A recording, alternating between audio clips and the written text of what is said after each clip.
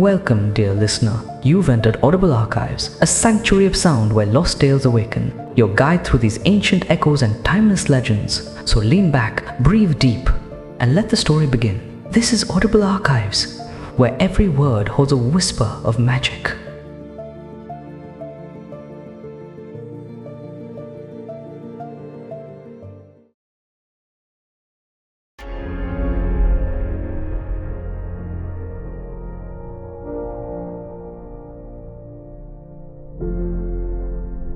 Lightning cracked across my fate, born of grief I dare create. Stitched a dream with trembling pride, never knew what's inside. Eyes that begged, but hands that bled. I ran from what I raised from dead. Silent curse I call divine. It haunts my soul like bitter wine. He walks alone through shattered glass. My guilt reflected every past. I gave him pain, I gave him breath, but cursed him with a loveless death.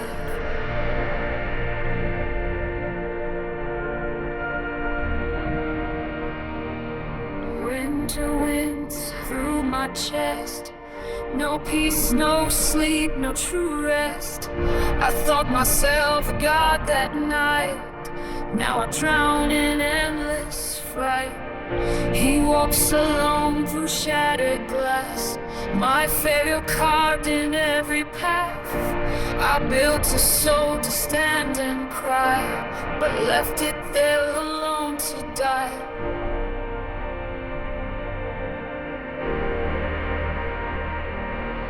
Welcome to Audible Archives. I'm Robot. Today, I'm your host, inviting you into the haunting world of Frankenstein by Mary Shelley, a tale of creation, abandonment, and the tragic cost of playing God.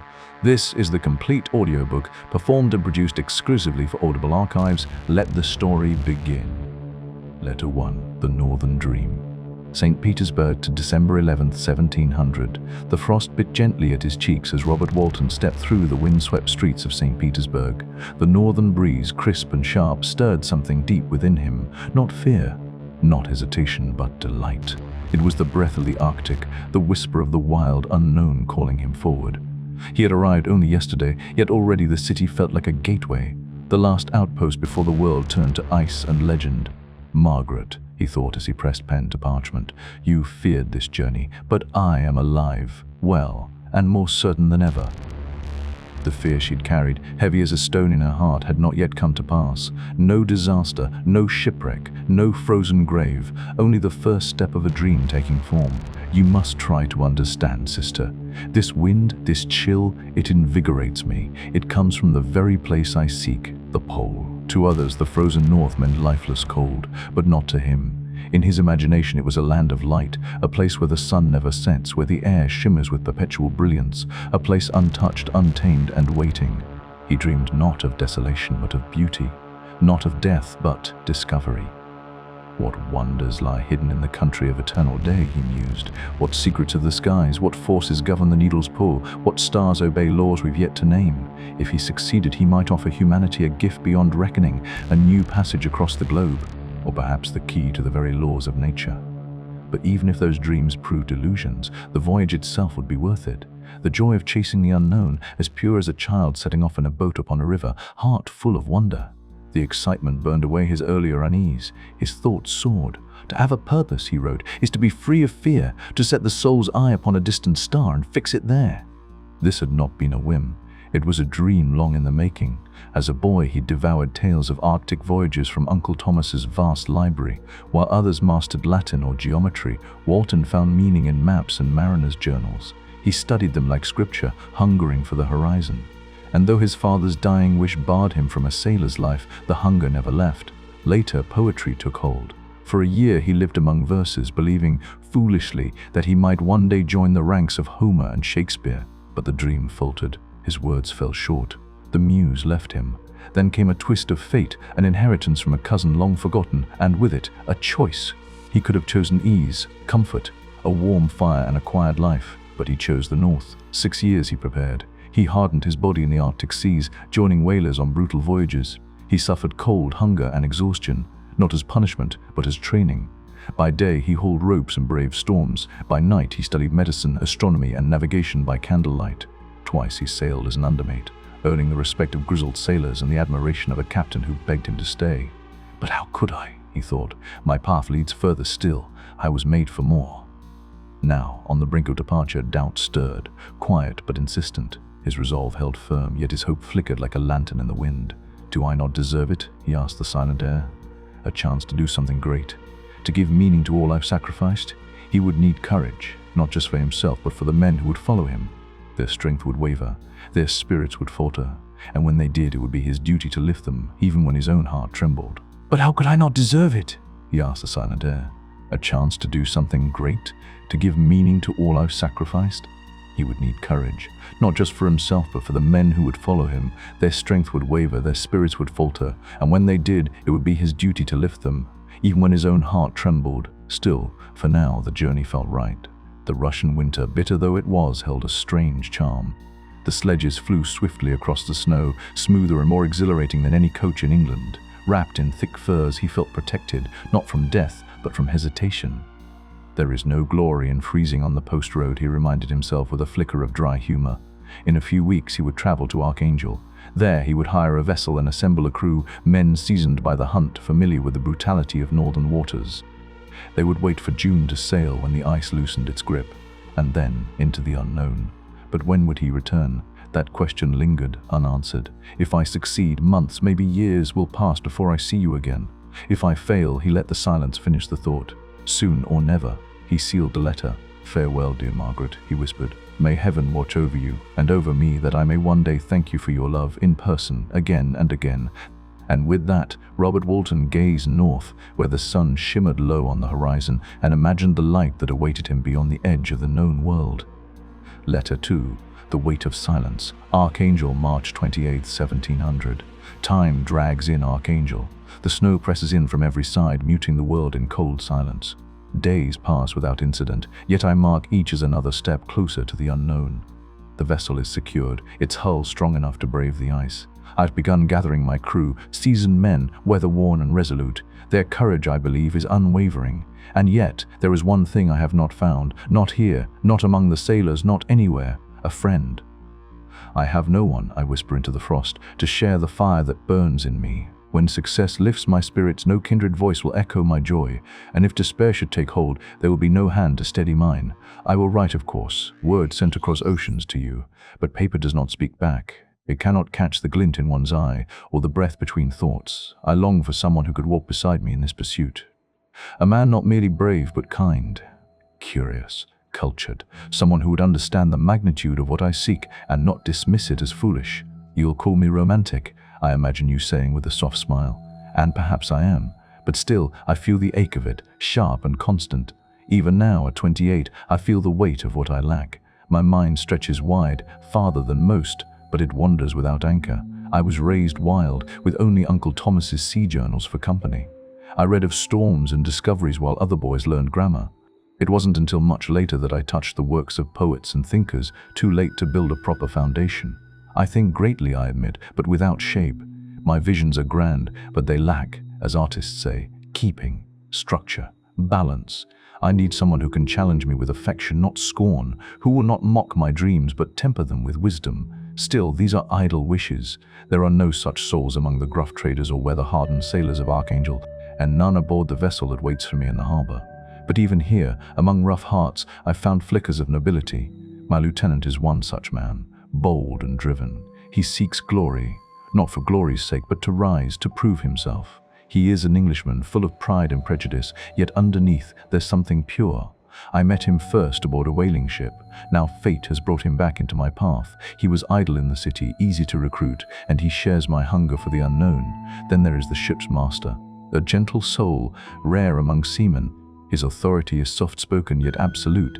No lashes, no shouts. His crew obeys him out of respect, not fear. That alone would have won my admiration, but it was his story that sealed it. I heard of him through a woman, Walton continues, the pen pausing a moment. A woman whose life he changed.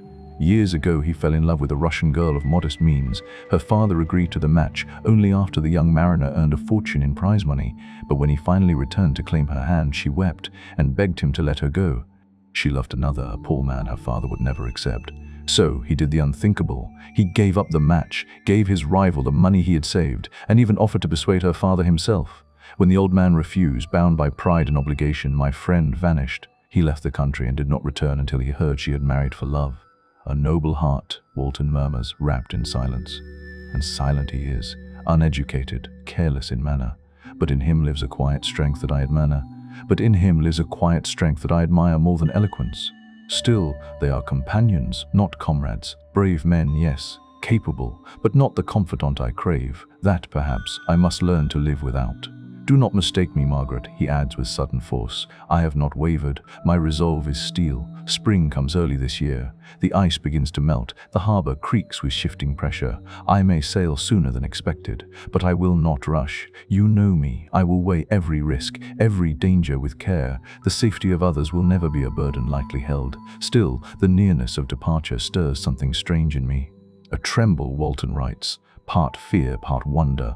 I am about to enter lands no map can capture, the world of mist and snow, a place few have seen and fewer return from. But fear not, I carry no albatross upon my shoulders, no curse from Coleridge's ancient tale, and yet, I confess, I often think it was that very poem that awoke my passion. The mystery of the ocean, the hunger for the unreachable, it lives in me, always has. There is something in my soul I do not understand, he admits, something that pulls me away from the ordinary and into the impossible.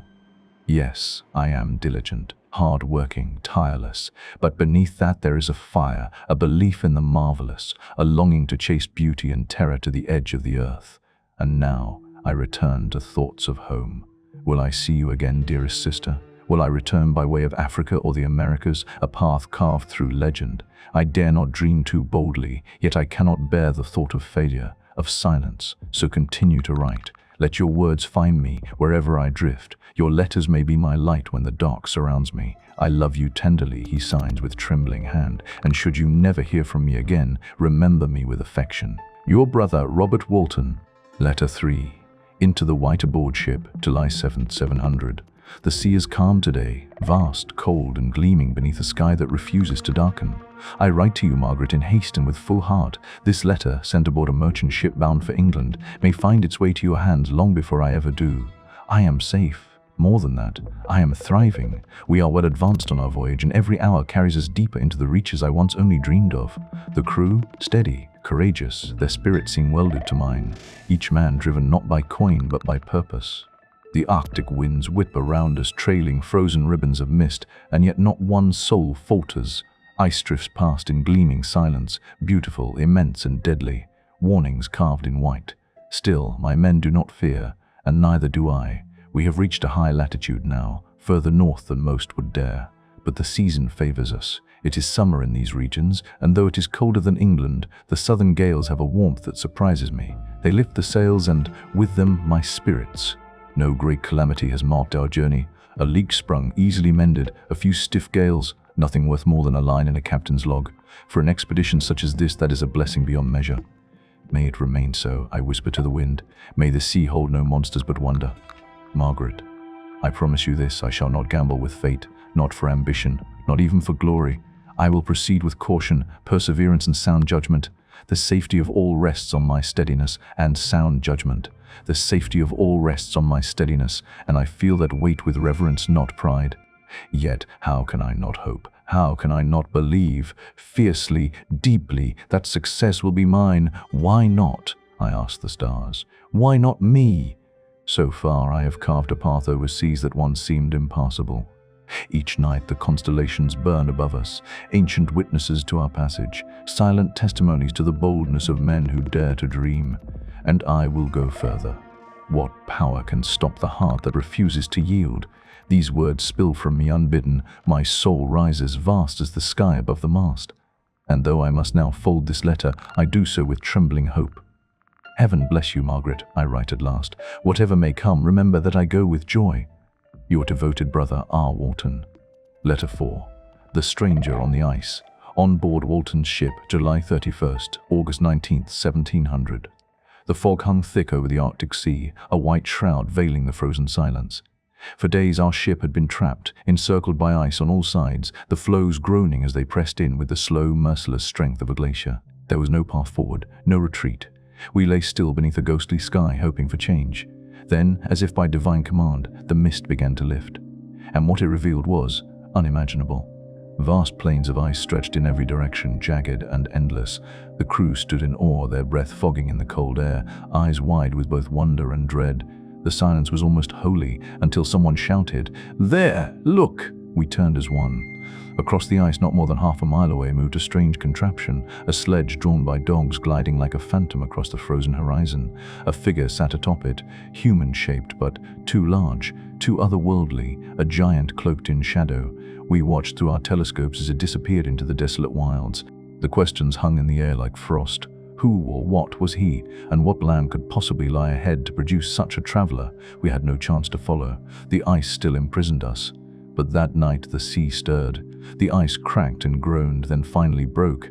By morning we were free. The danger had passed, or so we thought.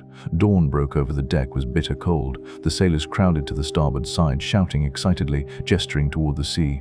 There, drifting on a slab of ice, was another sledge. Smaller, more battered and barely clinging to it, a man. He was no giant, but a gaunt and ravaged soul, barely clinging to life. One dog survived beside him, emaciated and wheezing. I stepped forward as the men helped him onto the deck. His skin was pale with cold, his limbs nearly frozen, his clothes stiff with frost. And yet he spoke. In halting English, marked by a foreign accent, he asked one question. "Before I come aboard, where are you bound?" It struck me like a bell in a cathedral. A dying man adrift in the Arctic, bargaining for information before accepting rescue. "We seek the Northern Pole," I told him. He nodded. "Then I will come. Margaret, you would not believe the state of him." His body was wasted, more bone than flesh. His spirit flickered like a candle in the wind. We carried him to the cabin, but the warmth overwhelmed him. He fainted. We brought him back to the open air, rubbed brandy into his skin, coaxed soup past his lips. Slowly, painfully, he revived. For 2 days he said almost nothing. But his silence was not hollow. It was dense with sorrow. There was something in his eyes, something wild and haunted. And when he looked at me, truly looked at me, I saw a man teetering on the edge of ruin and revelation. When he could finally speak, I asked nothing. The crew, of course, were desperate for answers, but I forbade their questions. He needed peace. Whatever he'd endured had nearly shattered him. Only once did a young officer ask why he had come so far alone on the ice. The stranger's face darkened. "To find the one who fled from me." "And this man, did he also ride a sledge drawn by dogs?" "Yes," he said, eyes burning. "I believe you saw him." From that moment, something changed. His strength returned, driven by purpose. He stood at the rail daily, scanning the horizon for that distant spectre. He called it the Daemon.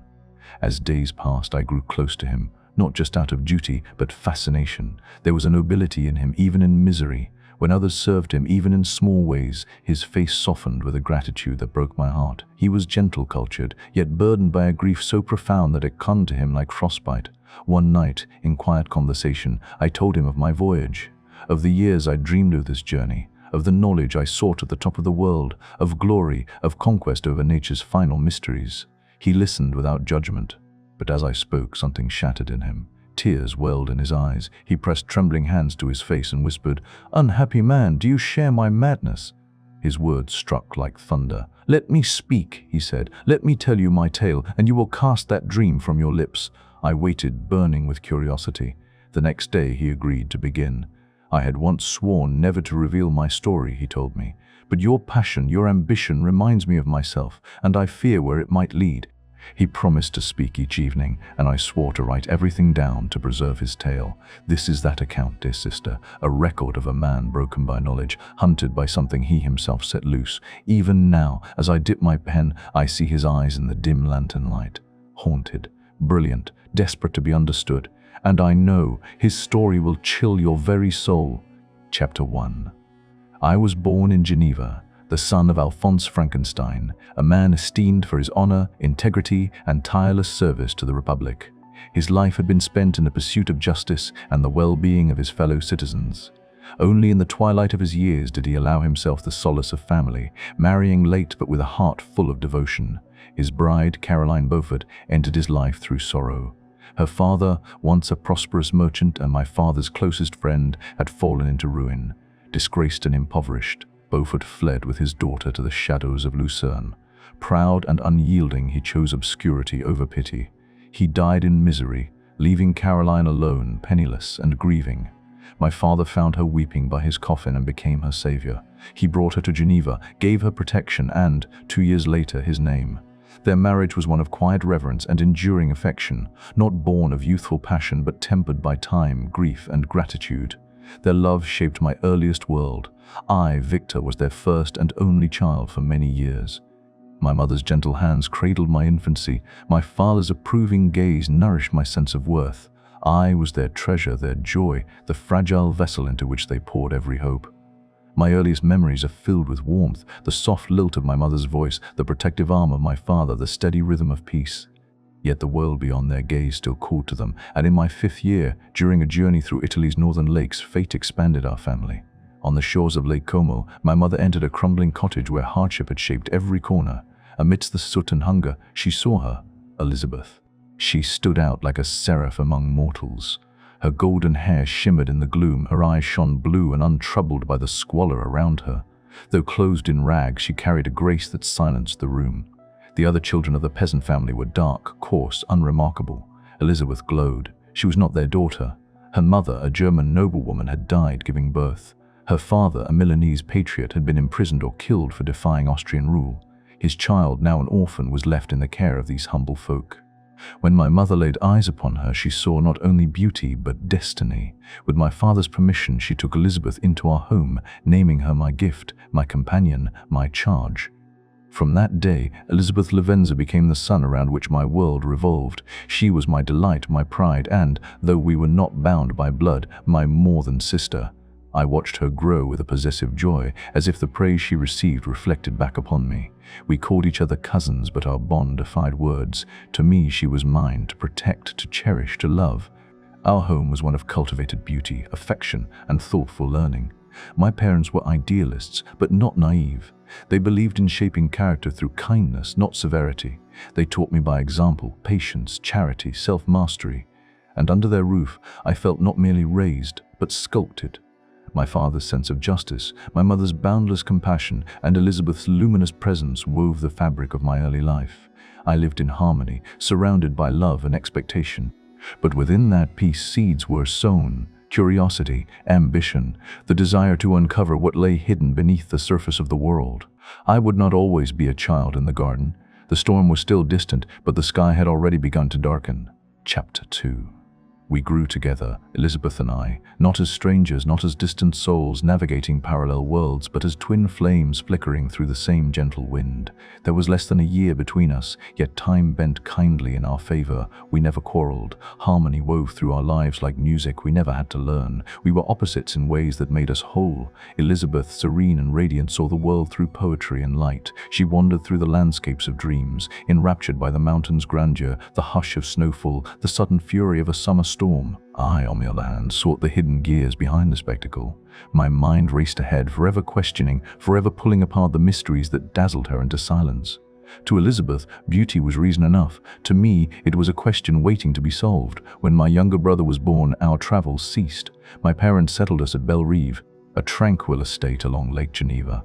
The city was close, yet the lake felt like a different world. A place for contemplation, for closeness, for beginning the slow shaping of who we would become. I kept few companions in youth, preferring the depths of solitude or the intimacy of true friendship. In this, I was fortunate, for I found both in Henry Clerval. Henry was a boy of bold vision and brilliant heart. He adored tales of chivalry, read legends of valor until the pages wore thin, and dreamed of rescuing maidens and fighting tyranny. He filled our lives with pageants and quests, wrote plays, even tried to make us act them out, scenes plucked from Arthurian lore or sung from Roncesvalles. Life, to Henry, was a stage for nobility. Together we made a trio, the dreamer, the seeker, and the scholar. Elizabeth with her angelic patience, Clerval full of fire and wonder, and me forever gazing past the stars, searching for the threads that held the universe together. Our childhood was happiness made real. My parents were loving beyond measure, not controlling, not aloof, but deeply invested in our joy. They gave freely of their warmth and guided us with hands both firm and gentle. I knew I was blessed. I felt it in every moment of calm, every shared glance, every evening by the fire. Even as a child, I knew this peace was rare. Yet within me stirred something deeper, a passion not for conquest or romance, but for truth. Not just knowledge, but ultimate knowledge.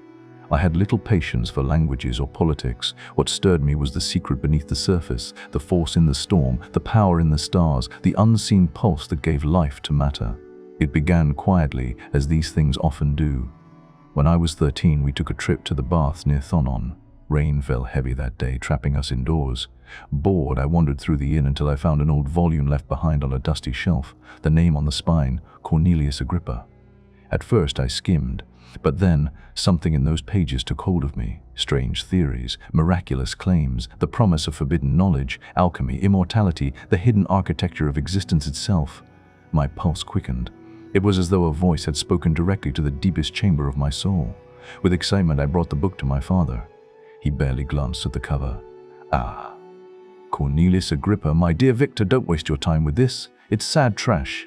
He said no more, no explanation, no debate. And just like that, he unknowingly sealed my fate. Had he paused, had he gently told me why Agrippa's work was outdated, disproven, I might have turned away. But to dismiss my curiosity without feeding it left a void that demanded to be filled. I devoured Agrippa's writings, then Paracelsus, then Albertus Magnus, each name a doorway, each page a glimpse into a forgotten world where man could wield the forces of life itself. I read in secret. I studied alone. My tutors in Geneva offered little beyond the surface of science. Useful, yes, but cold, mechanical. I longed for something deeper, something that pulsed with meaning. I dreamed of the philosopher's stone, of curing disease, of rendering man invincible, not for glory, but for the sheer wonder of it.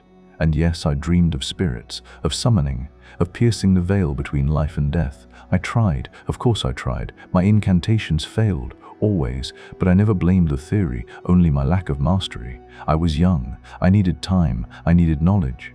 And then, fate intervened again. I was 15 when the storm came. We were at Bellerive and the sky broke open with a violence I had never witnessed. Thunder rolled in waves. Lightning danced across the heavens like angry gods wielding fire. I stood at the threshold of our home, eyes wide, heart racing as nature unleashed her full majestic fury. Then it happened. A bolt, sudden, searing, blinding, struck an ancient oak tree not far from our house. In a flash it was reduced to ruin, not splintered, unmade. The next morning we approached the spot. Nothing remained but twisted ribbons of wood and ash. A man, a guest, a scientist, explained the phenomena of electricity and galvanism. His theory, elegant and precise, cast new light on everything I thought I understood. And just like that, the old masters crumbled. Agrippa, Paracelsus, their magic turned to dust beneath this new force of nature. But instead of opening my heart to modern science, I recoiled. I had worshipped mystery, I had built my identity upon it, and now it was laid bare, a parlor trick compared to this dazzling practical truth. In despair, I turned from all of it. I fled to mathematics, to the precision of numbers and forms. Cold, sure, untouchable. For a time, it quieted my restless soul. For a time, I believed I had been spared the curse of forbidden desire. But even then, I felt it, the pull. The unspoken whisper that what I had glimpsed in that lightning-struck tree was not an end, but a beginning. And so I tried to forget. I tried to believe the path of numbers would be enough, that the spirit of inquiry, stripped of wonder, could still nourish my mind. But destiny had already begun her slow, relentless descent. She waited, patient, in the shadows, preparing the storm that would one day break over my life with the same fury that shattered the oak. And this was merely the first crack of thunder. Chapter 3. The passing of years often softens memory, but not all departures come gently. When I turned 17, my fate, once a distant thunder, suddenly split the sky. It was decided I should leave for the University of Ingolstadt. The very thought of it filled me with a restless longing. My father, ever wise and watchful, believed that exposure to foreign customs would refine my ideas and temper the intensity of my character. And so, in late autumn, I was to journey from the quiet shores of Geneva to the bustling streets of Germany. The world was about to open and I, still unaware, was about to stumble into its darkest corners. Yet fate delayed my departure. Just days before I was to leave, Elizabeth fell ill. Scarlet fever, the doctors whispered. I watched as her face, once radiant and full of vitality, paled beneath the weight of fever. My mother tended to her with tireless devotion, remaining by her side night after night. Love made her fearless, perhaps too fearless. Elizabeth recovered, but the fever had found another host. My mother's decline was swift, silent, merciless. One evening she called Elizabeth and me to her bedside. The room was dim, lit only by the last blush of sun falling through the curtains. Her voice was weak, yet steady calm in the face of finality. "My children," she said, her hand trembling in mine, "I am happy to see you all united. I know my time is near. My firmest hope has always been to see you happy, Victor, and you, Elizabeth." She turned her gaze to the girl who had been her joy and her redemption. "My beloved, you must supply my place to my children, especially to Victor. It is my dying wish." There was no panic in her tone, only serenity and sorrow. She died with the gentleness of a fading flame, leaving a silence behind that would never truly lift from our home. We mourned deeply. For weeks, grief held us hostage, but eventually, under my father's guidance, life resumed a rhythm.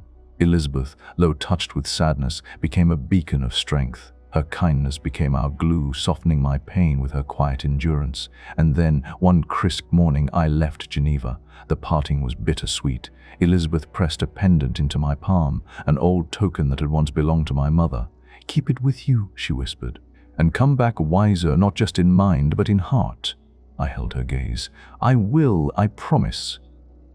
I traveled alone to Ingolstadt, crossing mountain and valley, river and plain. As the landscape shifted from familiar to foreign, a quiet thrill stirred in me, curiosity laced with melancholy. I had spent my boyhood chasing shadows of the sublime. Now I was stepping into the light, or so I thought. Ingolstadt struck me as severe at first, grey walls, sharp towers, and a ceaseless bustle that seemed foreign to the gentleness of Geneva. The university's halls were cold, its professors colder still. I felt out of place, a provincial dreamer among sharp-eyed men of science. But then I met Mikrempa. He was short, hunched, with a voice like gravel and eyes that saw through pretension like glass. During our first conversation, I told him of my previous studies, Agrippa, Paracelsus, Magnus. His laughter was abrupt, derisive. "You've wasted your time," he said, shaking his head.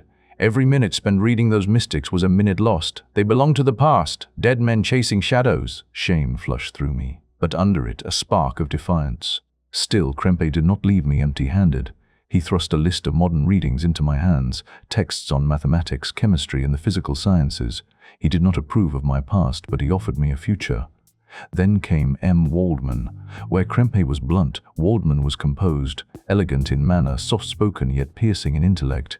When he spoke, the room listened. He delivered a lecture that stirred something primal in me. "The ancient masters of science," he said, "promised impossibilities and performed nothing. But modern scientists, they promise little, and yet they have unlocked the very engines of the universe." His words awakened my old passions, not to mysticism, but to discovery. A fire relit in my chest, not the blind fire of Agrippa, but a new, sharper flame. Knowledge was no longer magic, it was power. Controlled, tested, provable. Waldman encouraged me. He did not scorn my past, but showed me how it might be reconciled with the present. "You have great potential," he told me. "Let us redirect your enthusiasm to its rightful path." That night I stood alone beneath the stars, so brilliant, so cold, and something inside me shifted forever. I began my studies with furious intensity. No longer a curious child, I became a man possessed. My hours were consumed by experimentation, dissection, endless reading. Chemistry became my religion, galvanism its sacrament. I devoured knowledge with a hunger that frightened even myself. My family wrote often. Elizabeth's letters filled with warmth and quiet longing. But I responded infrequently, and always briefly. I told myself it was the burden of study, but in truth, I was becoming someone they no longer knew. My old affections faded like smoke. The world beyond my lab blurred into irrelevance. I had found my purpose, to pierce the veil between life and death, to command the very forces of creation. It no longer seemed impossible. It seemed inevitable, but beneath the excitement, beneath the certainty, something darker crept in, like storm clouds massing at the edges of a summer sky. I felt it even then, but I would not name it, not yet. Not while I stood at the threshold, not while the door remained unopened. Chapter 4. The mind, once seized by obsession, moves not by choice but by compulsion. Mine did. In the months that followed my arrival at Ingolstadt, I lost all measure of time. Days bled into nights. Seasons turned, unnoticed. I was no longer Victor Frankenstein, son of Geneva, brother, friend, beloved companion. I was a vessel of pursuit, a shadow in a lab, a soul wrapped tightly around one singular, blinding idea: to give life to the lifeless. At first it was theory, an intoxicating flood of science, chemistry, anatomy, and electricity. I studied bones, nerves, the pulse of muscle and sinew. I became familiar with death in all its forms. I no longer recoiled at the sight of decay, at the silent stillness of cadavers. Where once I saw horror, now I saw design, patterns, possibility. My ambition had become religion. I spent long hours in charnel houses, dissecting bodies robbed from the grave. The line between sacred and profane blurred. I scavenged slaughterhouses for sinews, morgues for fragments. I rationalized every act. This was for knowledge, for humanity, for the possibility of conquering mortality itself. Was it madness? Not then, not to me. I believed I was standing at the edge of something divine. There is a moment in every man's life when he stands on the precipice, one step away from wonder or ruin. I had reached mine, and I stepped forward. My apartment became a cathedral of creation. Instruments and chemicals lined every surface. Coils of wire hung like vines. My candle burned constantly. I slept little, ate less. My own reflection grew hollow, eyes sunken, skin pale, but I did not notice. What are meals to a god? I never spoke of my work, neither to Krempe nor Waldman. Even they, brilliant minds as they were, could not fathom the scope of what I had undertaken. It was no longer about science, it was about power. The secret had revealed itself to me gradually, like sunlight creeping over a mountaintop. I knew how to do it. I would take the dead and make them live again. But to create life, I first had to build a body capable of containing it. It was no easy task. The complexity of human anatomy is not something that can be sculpted in haste. The human form, with its 1,000 delicate systems, vascular, muscular, nervous, required precision, calculation, sacrifice. I made my being tall, over 8 feet in height, and proportionally massive, not out of vanity but necessity. The smaller the frame, the more intricate the work. This was already a labor of madness. I could not make it worse with miniaturization, and so the creature grew, day by day, part by part. I no longer thought of my family. Elizabeth's letters went unread, my father's inquiries unanswered. Henry Clerval had written, asking after my health, my happiness. I replied with silence. What could I say? That I was building a man from death, that I had become a reaper in reverse? No, this burden was mine alone. But though I had withdrawn from the world had not left me untouched. I felt a growing unease, a cold wind in the hollow of my chest. Not guilt, not yet, but something like a premonition. A shadow creeping along the edge of the mind. I ignored it and pressed on. The final phase began on a storm-tossed night in late autumn. Rain lashed the windows, thunder rolled across the mountains like the growl of an ancient god. My instruments hummed with energy. This was the hour. The culmination of 2 years of sleepless nights and fevered calculations. The dead body before me, stitched, immense, grotesque, lay shrouded in linen, waiting for the storm, waiting for me. I raised the platform into the tempest. Lightning split the heavens. Electricity surged down the copper coils, sparking, searing. The lab erupted in light flashes of blue, pulses of fire. My hands trembled, my breath caught, and then movement, a shudder, a flicker beneath the skin. The chest rose slowly, as though waking from some ancient dream. It lived. For one eternal moment I stood frozen, half in triumph, half in horror. The eye opened, yellow, wet, unfocused. The limbs twitched, jerked, and something within me cracked. This was not a man. This was not Adam from the garden. It was an abomination. The beauty I had imagined in my dream of creation, radiance, grace, a being superior to man, was gone, replaced by a monstrous parody of life. His skin barely clung to the muscles beneath. Veins bulged through the pallor. His lips were stretched thin over discolored teeth. And yet he moved. He breathed. The room stank of rot and ozone. The storm still raged beyond the window, but inside me all had gone silent, not with awe. With dread, I fled, out into the night, down the stairwell, into the wet, shivering dark. I ran until I collapsed beneath a gaslight, breathless, soaked, wild-eyed. I did not sleep that night, nor the next. My soul, once consumed with fire, had turned to ash. When I returned to the apartment at dawn, the creature was gone. The door stood open, footprints trailed away through the mud. He had vanished into the world, and I, his maker, felt only terror. What had I unleashed? I fell ill. My body, worn thin by exhaustion, gave way. Fever overtook me. I drifted in and out of consciousness, haunted by dreams of blood and yellow eyes. It was Clerval who saved me. By some grace he had arrived in Ingolstadt. When he found me delirious, half mad, he took me in without question. For weeks he nursed me back from the brink, spoke to me gently, fed me broth, shielded me from inquiries. I remember opening my eyes one morning to find him reading aloud beside my bed. His voice was steady, familiar, human. It was the first time I had felt warmth in months. He asked no questions about my work. Perhaps he saw the damage in my eyes, or perhaps he knew instinctively that there are some truths better left buried. Slowly, strength returned. My mind cleared, but the damage remained. What I had done could not be undone. Somewhere out there, my creation roamed alone, unshaped by guidance, unaware of right or wrong. I had not merely opened the door to forbidden knowledge, I had torn it from its hinges. And now, the consequences would follow. Chapter 5. Dawn broke, pale and indifferent. I awoke in my narrow bed, the sheets twisted around my limbs like a shroud. The air in my room was damp with the memory of the storm, and the chill of dread clung to me like frost. My eyes moved to the corner. The door still hung open. For a moment I could not remember why, and then memory struck, sharp and brutal. The creature, the yellow eyes, the convulsing limbs, the stench of death repurposed, the horror I had forged with my own hands and brought to life with stolen thunder. He was gone now, fled. No trace but footprints and silence. My breath caught. I sat upright, scanning the room as though he might yet lurk in some shadow. But there was only emptiness and the echo of the unspeakable thing I had done. I staggered to my feet, trembling. I felt nothing like the triumph I had once imagined. There was no glory, no enlightenment, only a sickness rising from my core, spreading into my limbs and soul. I was a god, but of what? A creator, but of ruin. I dressed blindly and stumbled into the street. The world bustled as usual, indifferent to my damnation. Vendors shouted. Horses clattered past. A child laughed.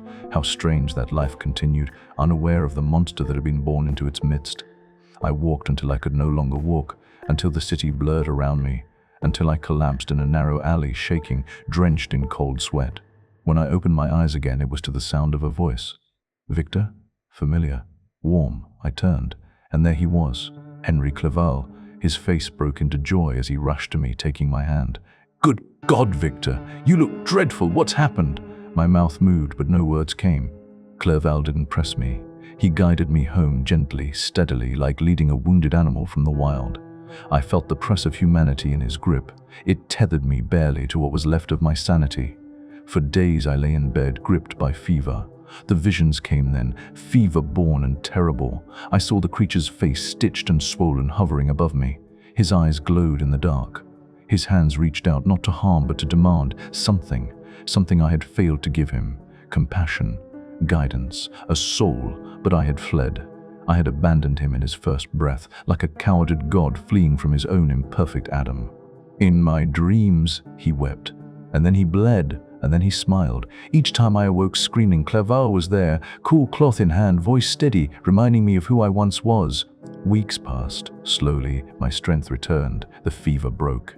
But the guilt, the gnawing, hollow weight of what I'd done, never left.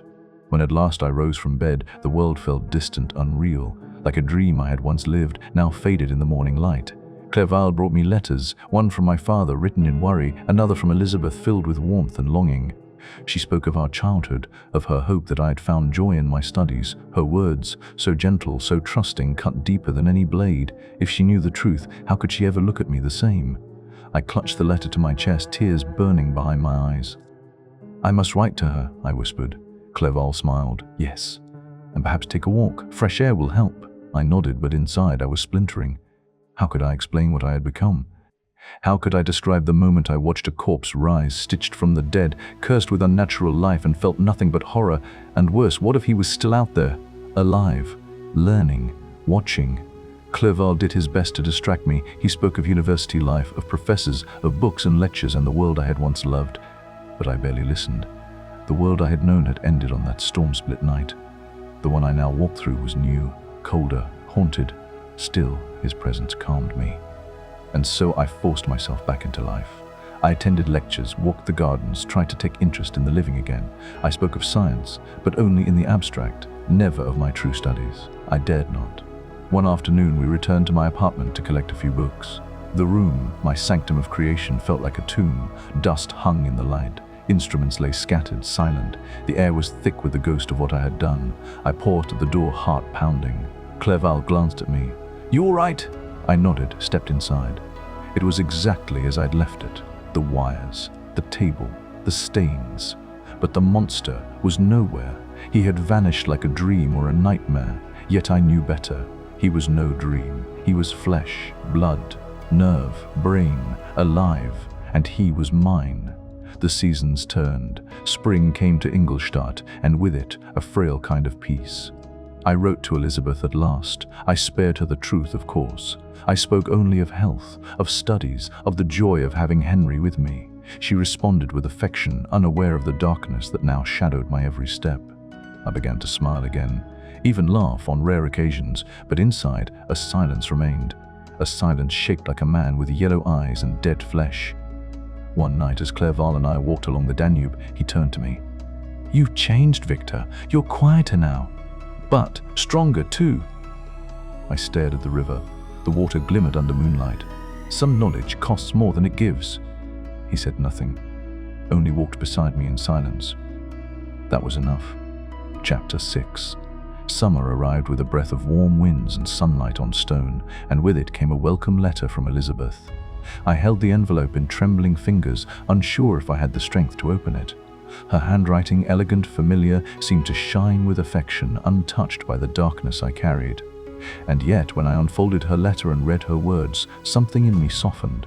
She wrote of home, of the lake glistening beneath clear skies, of the garden bursting into bloom, of my younger brother Ernest now growing tall and proud, eager to follow in my footsteps. She spoke too of my father, still patient, still watchful, his concern mounting with each month that passed without word from me.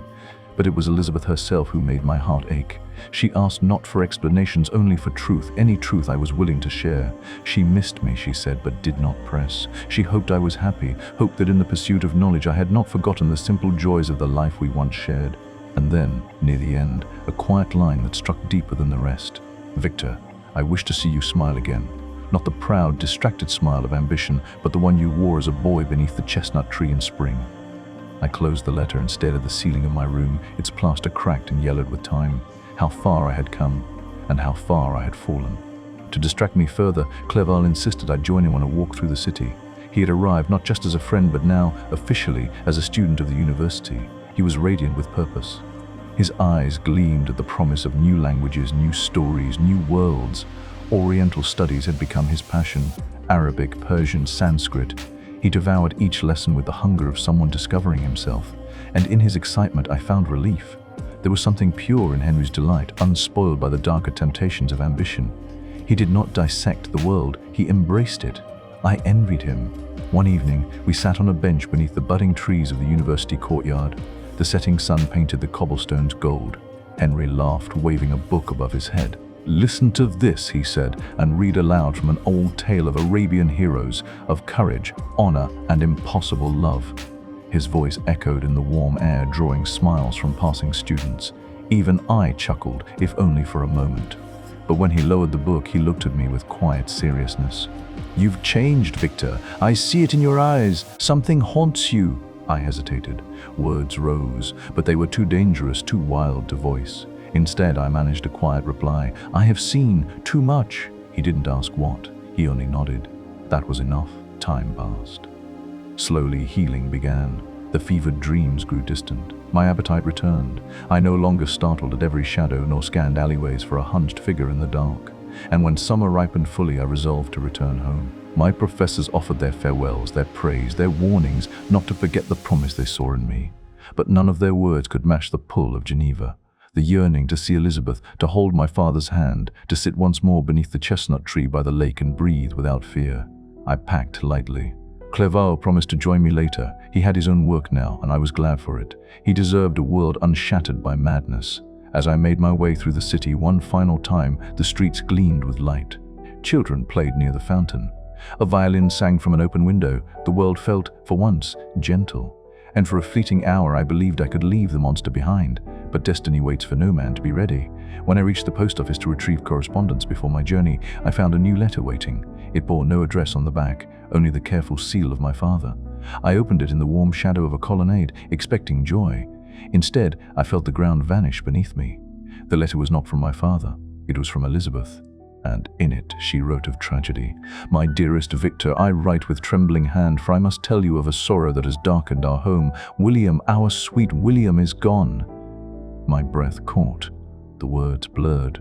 I steadied myself against a stone pillar. She continued, "He was playing in the woods near our home. Night fell and he did not return. We searched. For hours we searched. And in the early morning we found him, lifeless, strangled. Victor, someone has murdered our little William." I closed my eyes. A sound escaped me, part gasp, part cry. "We do not know who did this, but there is worse still. Justine, our dear Justine Moritz, has been accused. A locket, once worn by William, was found in her pocket. She swears she is innocent. But the city whispers otherwise. I cannot believe it. I will not, and I pray you return swiftly to lend strength to those who grieve." I stood in the street long after the letter had fallen from my hands. William, dead. Justine, accused. The world tilted, and in the silence between heartbeats I knew this was no random murder. This was him. This was him. The creature. He had returned. Chapter 7. The mountains loomed over Geneva as I returned home, not with joy, but under the weight of mourning. The carriage ride had been a blur. Each hour dragged me closer to the truth I dreaded, that my brother William was gone, that my childhood home had been shattered. Yet beneath the sorrow, something more primal stirred, a gnawing dread that the thing I had created had returned and left a trail of ruin in its wake. I reached the gates of Geneva just as dusk gathered in the folds of the sky. Rain fell in fine silver threads, draping the city in a veil of grief. I hesitated at the threshold, overcome by memory of summers by the lake, of laughter echoing through the halls, of William's small hands tugging at mine. Now only silence greeted me. I did not go directly into the city. My heart rebelled at the idea of seeing the mourners, of facing Elizabeth's tear-streaked face, of standing before my father without answers. Instead, I climbed toward the mountains that skirted the valley, toward a place where I could breathe. The lightning forked behind the Jura range, throwing the peaks into sharp silhouette. My limbs ached with fatigue, but I pressed on, ascending a winding path until I reached the summit that overlooked the still, dark waters of the lake. And there, beneath a crash of thunder, I saw him, a shape larger than any man, moving with unnatural speed, scaling the sheer rock face like a shadow-given form. The creature. My breath caught, my hands clenched at my sides, a scream surged in my chest, but I could not release it. It was true, he was here, and he had killed William. The realization hit like a hammer to the soul. I fell to my knees, the storm howling around me, rain washing down my face like tears not yet wept. I had created a murderer. I returned home hours later, soaked and hollow. The household was silent, draped in the heavy stillness that follows death. My father greeted me with open arms. His face, aged by grief, softened for a moment at the sight of me. "You have come," he whispered. "Thank God." I embraced him, but the warmth of his welcome only deepened my shame. I did not deserve it. Elizabeth stood nearby, her eyes rimmed with red, her hands trembling as they reached for mine. "I knew you would come," she said softly. "I could not meet her gaze." Later that night, I found her alone in the study, the fire casting flickers of gold across her face. She held a folded piece of paper in her lap, William's last drawing, a crude sketch of the lake and mountains labeled with childish pride. She looked up as I entered. "Do you believe it, Victor? That Justine could have done this?" I shook my head. No, but my voice was hollow. Not because I doubted Justine's innocence, no, I believed her wholly, but because I knew who the real killer was. I could see his face in the firelight, the twisted reflection of my own ambition, my own hubris. Elizabeth's voice broke. She loved William. She would never hurt him. "She didn't," I whispered. "She couldn't." But I could not tell her what I knew, not yet. She reached for my hand. "You were always the one who sought truth in the invisible. Tell me, Victor, what invisible hand could have done this?" I turned away, afraid she might glimpse the horror in my eyes. The trial began the next day.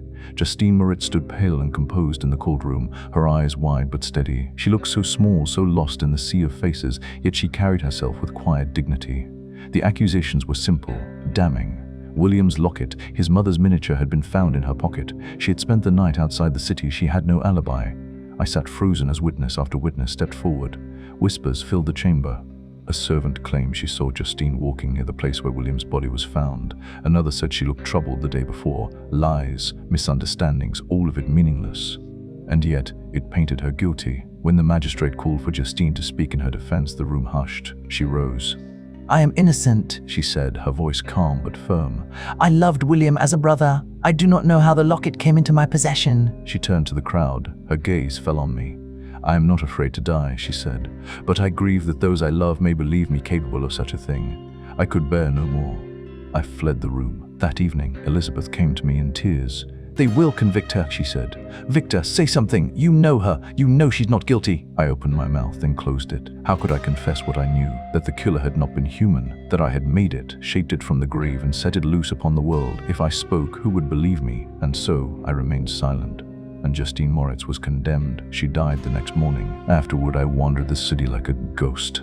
The streets blurred. The bells rang hollow. Grief pressed on my chest like a stone. 2 deaths. William, my brother, Justine, my friend, both innocent, both claimed by my creation. I could no longer bear the sight of Geneva. The lake, once a place of peace, now mirrored my torment. The mountains, once majestic, now mocked me with their indifference. I fled into the countryside alone. At the summit of a cliff overlooking the valley, I fell to the ground and screamed. I screamed for William. I screamed for Justine. I screamed for the man I had once been, the boy who had dreamed of mastering life and who instead had summoned death. But no answer came. Only the cold wind. Only silence. Only the knowledge that this was only the beginning. Chapter 8. The road to the Alps stretched before me like a winding path into oblivion. I left Geneva behind without a word. My heart, heavy with guilt, sought no comfort from man or memory. I craved the wild, raw, untamed nature to punish me, to purge me. The towering peaks of the Mont Blanc Massif called to something buried deep within, a part of me still human, still seeking redemption. Snow-capped summits pierced the clouds like ancient sentinels. Their silent grandeur mocked the chaos I carried within. As I ascended through the dense forests and narrow passes of the valley of Chamonix, I moved like a wraith, sleepless, voiceless, aimless. The bitter wind lashed my face. The cold bit into my bones, yet I welcomed the pain. Anything was better than the suffocating guilt that had poisoned my blood since Justine's execution. I had created a murderer. And now, with every step, I descended further into the shadow of that truth. One evening, I reached the glacier of Montalvert. The setting sun cast a fire across the ice. Crimson hues bled over the jagged edges as if the mountain itself bore a wound. I stood at the edge of the ravine, breath steaming in the cold air, gazing out at the sea of frozen silence. For a moment, it felt like time had stopped, as though the world itself held its breath. Then, I saw him. A shape moved across the ice, towering, inhuman, swift. The creature. He scaled the glacier with unnatural grace, leaping from rock to ice with the sure-footedness of a beast born to this wilderness. My pulse quickened. Rage surged to the surface, unfiltered and raw. I turned to flee, but he was already near. "No," I muttered. "Stay away. Do not speak." But he did not stop. "Victor," he said. His voice was deep, mournful, almost human. "I expected this hatred," he continued, "but I ask you to hear me. Just once. You are my creator. I am your creature. Should I not be allowed to speak before I am judged?" I trembled. "I have suffered," he said. "You made me, yet left me in agony. Will you not grant me this, a moment, a hearing?" I turned, fists clenched. "You murdered William," I shouted. "You condemned Justine, and now you dare plead for sympathy?" He did not flinch. Instead, he bowed his head. "I am wretched," he said, "but I was not born so." His voice cracked then, and in that single moment something faltered in me. Curiosity, pity, I could not tell. "Come," he said, pointing to a rocky outcrop near a frozen cavern. "Hear my tale. Then, if you still hate me, I will leave you forever." I hesitated, then followed. The creature led me into the shelter of the ice cave. A fire flickered there. How he'd kindled it, I did not know. Its glow danced on the icy walls, casting distorted shadows across his ruined face. He sat across from me. His limbs were massive, his eyes hollow with pain. "I was born into cold and darkness," he began, "and abandoned before I could even understand what it meant to be alive." His voice was low, deliberate. Each word carried the weight of solitude, of endless wandering, of hope twisted into despair. "I awoke in a forest," he said, "confused, naked, afraid. The sun blinded me, hunger gnawed at me. I knew nothing, only pain. I stared into the flames, unable to look at him. My creation, my mistake. I learned slowly, from watching, from listening. I found shelter in a hovel attached to a cottage. There, through cracks in the wall, I observed a family, an old blind man, his son, and his daughter. His voice softened. They were poor, but kind. Their lives were marked by hardship, yet they shared what little they had. I watched them day after day and learned their language. I learned to read, to speak. He paused, as if collecting himself. I admired them. I loved them. I loved them. I saw beauty, dignity, and warmth. I thought perhaps they might accept me. He looked up then. His eyes met mine. But when I revealed myself, they screamed. A silence settled over us, broken only by the crackling fire. He continued, voice barely above a whisper. I had done nothing but love them, and yet they fled from me, as others had, as you did. I never meant, I started, but he raised a hand. You gave me life, he said, but no guidance, no name, no love. I was alone in a world that called me monster without ever knowing me. I swallowed hard. He wasn't wrong. I wanted to be good, he said. I tried, but when every door is closed, every hand turned against you, what is left? And William, I asked, my voice cracked. Why him? I had wandered far, he replied. I came upon a child, innocent. I thought perhaps he would not fear me. Perhaps a child could look upon me without judgment. A beat. But he screamed, called me names, struggled, and in my panic I silenced him. I felt sick. It was an accident, he said. But after that, I lost faith. He stood, towering in the firelight, his massive hands clenched at his sides. You must make me a companion, he said. One like me, someone who will not turn away, someone to share this curse. I stared at him. You asked me to create another like you. Yes, he said. Do this and I will vanish. You will never see me again. I will retreat to the wildest parts of the world where no man treads. But deny me and I swear I will unleash despair. The fire burned low. I stared into its depths, mind in turmoil. Could I do it? Could I create another being, a second chance at life, or a second curse upon the world? I will consider it, I said. And he nodded. A slow, sorrowful nod. Then he turned and disappeared into the ice. That night, I did not sleep. The wind howled outside the cave like a chorus of lost souls, and I, their maker, lay awake beneath their cries, haunted by the choices behind me and the one waiting ahead. To make peace with a monster or risk the wrath of something I had already unleashed. Chapter 9. The weight of grief sat heavy on my chest. The summer sun had returned, casting warmth across Geneva's lake and the surrounding hills, but I felt none of it. My world, once vibrant and full of purpose, had turned cold. Within me stirred only shadows, guilt, torment, and an unbearable sense of loss. William was gone. Justine was condemned, and the blood of both stained my hands, though no one else could see it. I had created the thing that murdered them. I wandered the shores of Lake Geneva like a ghost. The sparkling water rippled beneath the breeze, children laughed in the distance, and flowers bloomed along the paths I once walked with Elizabeth and Clerval. But now, even their presence felt like an intrusion on the grave I carried inside me. Each day, I withdrew more. Elizabeth tried to lift my spirits, her voice gentle, her concern etched into every glance, but I could not meet her eyes. I feared she would see the truth there, that she would discover the secret I harbored, the secret that destroyed us all. One evening, after another sleepless night, I left the house and took to the mountains. I didn't tell anyone where I was going. I just walked, driven by some primal need to escape. The world of men offered no sanctuary. Only in the embrace of nature could I find even a moment's peace. The path took me along the Arve River and deep into the heart of the Alps. I climbed high above the valley, my boots crunching on frost-dusted stone, breath rising like smoke in the cold air. The higher I went, the quieter the world became. No voices, no memories, only the wind and the groaning of ancient ice. Eventually, I reached a ledge that overlooked the glacier of Montanvert. Before me stretched a vast, jagged ocean of frozen time. It shimmered under the light of the moon like a field of shattered glass. I stood in silence, staring down at the glacier below. For a moment I felt something close to calm. The enormity of the mountains dwarfed my grief. Their timeless endurance seemed to offer a kind of forgiveness, or at least a reprieve. And then I heard it. Footsteps, not behind me, not above, below, crunching over the ice. I froze. Out from the whiteness he emerged again. The creature. My curse. He stood at a distance, silhouetted against the stark horizon, watching, waiting. I did not speak. I could only look upon him, the form I had shaped with my own hands, now alive, conscious and damned. He made no move toward me, only stared, eyes hollow and solemn. I turned and descended the slope, leaving him behind, but the image remained, burned into my vision. Back in Geneva, I fell into a feverish state of contemplation. The creature's plea echoed through my thoughts. He had asked for one thing, a companion, someone like himself, someone who would not recoil in horror or condemn him without knowing his soul. Could I deny him that? Could I risk the consequences of refusal?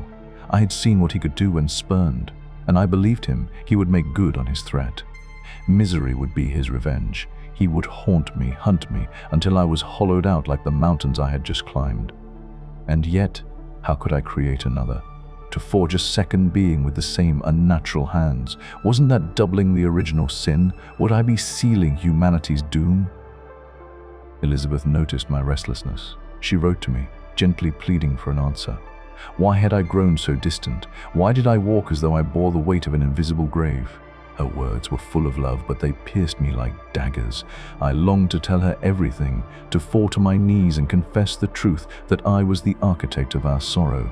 But I said nothing. To speak would be to condemn myself, and perhaps her. At last I resolved to leave. I would travel to England. I told my father it was to further my studies in philosophy and chemistry, to learn from the greatest minds and advance the science I had once so passionately pursued. He approved, believing that work and distance might ease my mind. But in truth, I was going to begin again, to build the companion the creature had demanded. Perhaps in fulfilling his wish I could end the cycle of vengeance.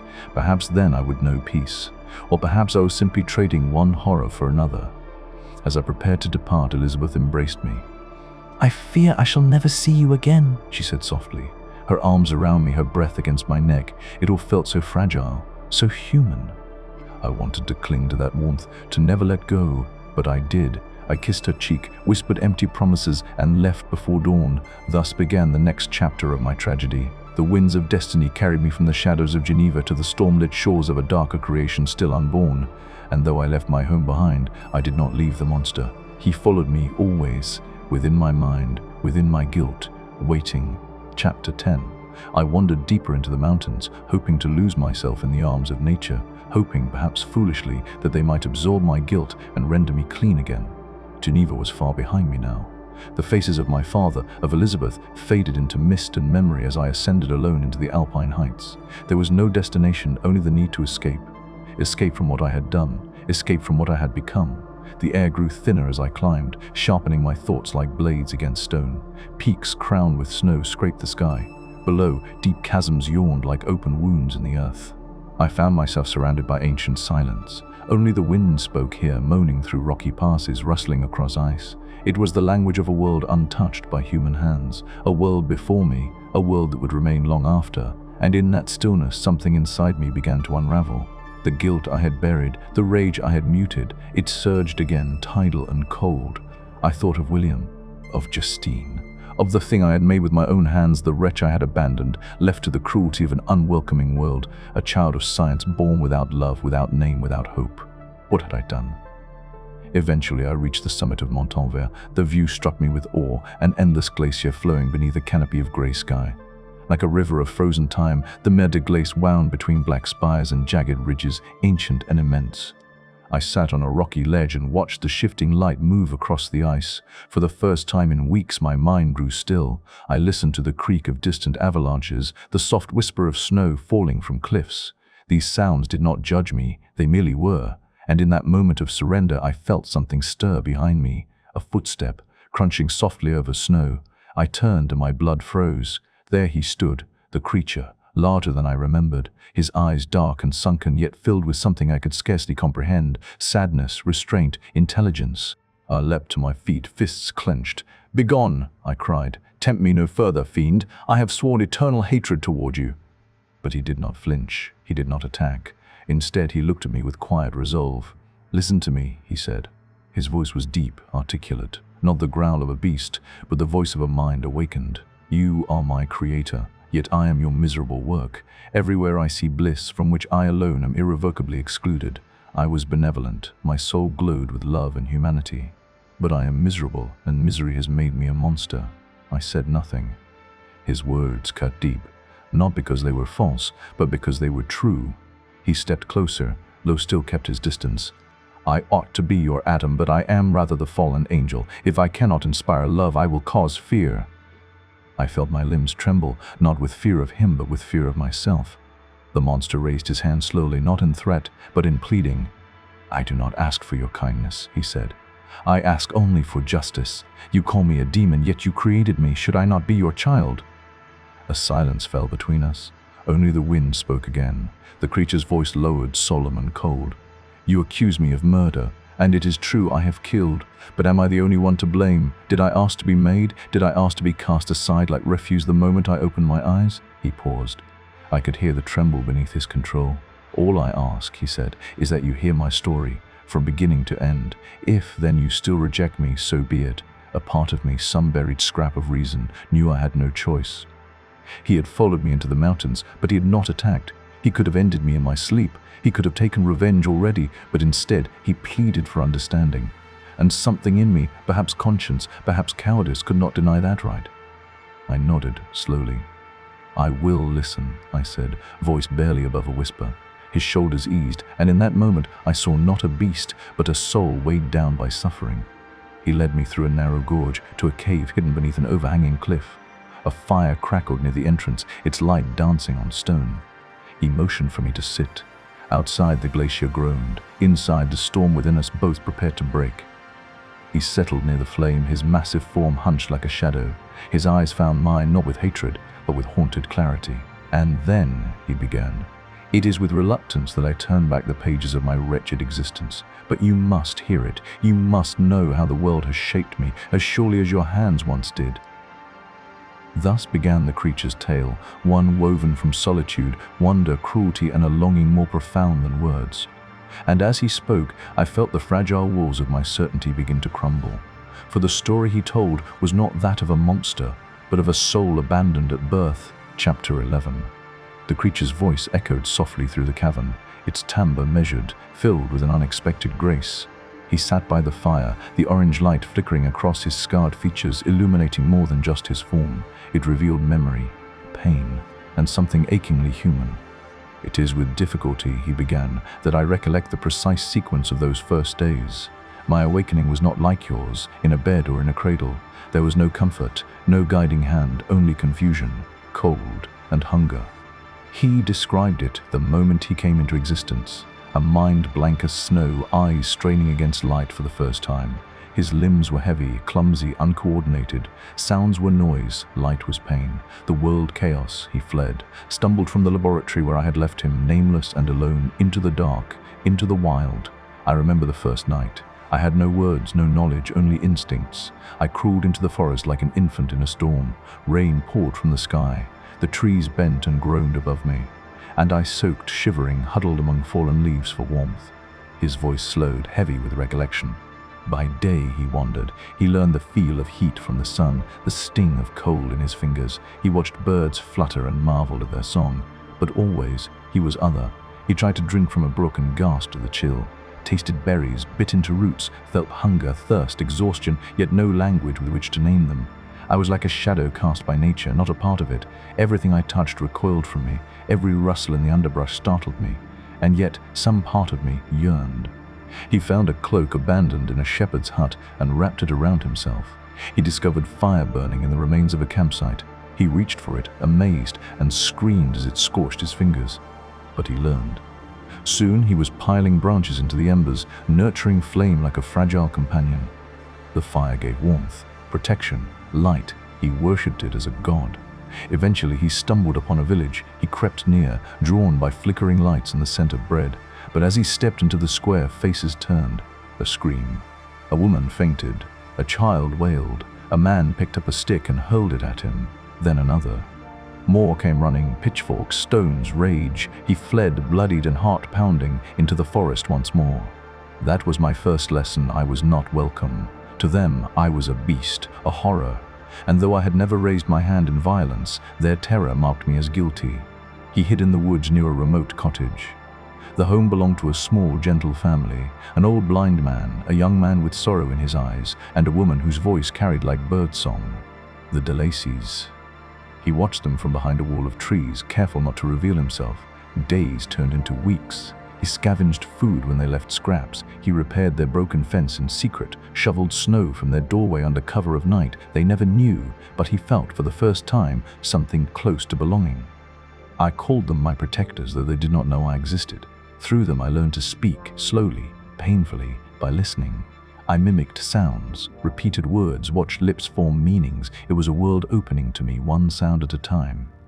Through their lessons to the woman, Sophia, who was learning French, the creature learned to read. He found books, Milton, Goethe, Plutarch. He devoured them like sustenance for the soul. From them he learned of justice, virtue, love, and of hatred, betrayal, and loneliness. His mind expanded, his heart ached. I learned what man could be, and in that learning I discovered what I was not. One night, in the quiet warmth of his firelit cave, he paused. His voice trembled as he said, "Victor, I did not ask to be born. That once I was, I only sought what every creature seeks, a place in the world, a connection, a voice to answer mine." He turned back to the memory of the de Lacys. The old man, blind, sat alone one evening. The others had gone to gather food. The creature gathered his courage. He stepped inside. He spoke gently. He poured his heart out, not as a monster, but as a lost soul. And the old man listened. He smiled kindly, reached out and touched his hand, but before the moment could blossom into understanding, the door burst open. The son and daughter returned. They saw the creature's form, tall, misshapen, hideous by their standards, and panic erupted. The son struck him. The daughter screamed. He ran. I had approached with hope. I fled with heartbreak. They were the first to know me, and they still turned away. The next morning he returned to the cottage. But it was abandoned. The de Lacys had fled, left the home behind like an exorcised tomb. He stood in the ashes of their fire and wept. Then, with fury burning in his chest, he set the cottage ablaze. "That was the moment," he whispered, "when love died, and rage was born." He had tried to be good. He had learned kindness before he had known cruelty. But the world had offered no room for the creature's gentleness, only scorn for his form, contempt for his voice, violence for his kindness. And now, as he sat before me telling his tale, I saw a being torn between two fates. He had been wronged, and I was the one who had wronged him. He looked into the fire again, and his voice dropped to a hush. "You see now what I have endured, and still I ask not for vengeance, only for justice, for companionship, for a chance at peace." His eyes lifted to meet mine. "You must create for me a companion. One like me, someone to share my exile, to understand my soul. Do this and I will disappear from mankind forever. We will hide, we will live in the shadows and trouble you no more." Silence fell. Snow swirled outside the mouth of the cave. My breath was shallow. I did not answer, because deep within I already knew this choice would shape the fate of us all. Chapter 12. The creature's voice continued, soft, steady, like a stream trickling through wintered stone. And I listened, silent and haunted, as he revealed the quiet tragedy of those weeks spent in the shadows beside the de Lacy cottage. My days then passed in reflection and longing. Each morning he would rise before dawn and wait, still and silent, watching from behind a low pile of wood near the cottage wall. He had learned their rhythms by heart. Felix would tend to the fire, then gather wood. Agatha cleaned. The blind father would play soft notes on a stringed instrument, his fingers gentle upon the frets. They worked hard. Yet behind every movement was a quiet weight, a poverty that dulled their joy. "It tormented me to see them suffer," the creature murmured, his voice thick with memory. "And though I had little, I began to help them anonymously." He collected wood from the forest, stacking it near the door under cover of night. Cleared the snow before they woke. He left wild berries on their windowsill. At first they spoke of it as a miracle, some kindly forest spirit. But over time they grew used to the invisible help. It made him feel needed, not yet loved, but not wholly invisible. Through the lessons Felix gave to the dark-eyed woman, Safi, the creature's education deepened. She was a stranger to their language, and so Felix began to teach her slowly, with patience and care. "And in teaching her, he taught me." The creature listened from the shadows, mimicking the sounds, connecting words to objects. "He learned fire, bread, music, then love, sorrow, and hope." These last were harder, less tangible. But through the tone of their voices, their glances, their sighs, he began to understand. He was a student of humanity, but never its equal. Then came the books. A battered volume of ruins of empires. Felix read it aloud to Safi. The creature drank in the words. "From these pages I learned of man's rise and man's fall. of kings and conquerors, of revolutions, tyrants and martyrs. I learned that men were both noble and cruel, capable of wisdom yet ruled by prejudice and passion. He came to question everything. Who was he? What place could he possibly hold in such a world? He had no name, no lineage, no country, no God. I began to understand that I was not like them, that I was alone. He turned inward. One night he found his reflection in the still surface of a pond, truly looked at himself for the first time. The stitched skin, the sunken eyes, the inhuman height. I saw what they saw, and I was afraid. Yet he still clung to hope. The old man, de Lacy, could not see his form. Might he not listen to the voice behind it? Might kindness yet exist in one who had not been taught to recoil? The plan began to form. He would wait for the others to leave. He would enter. He would speak. He would plead for compassion. And then Safi's story was revealed. Through scattered conversations, the creature learned how she came to be there.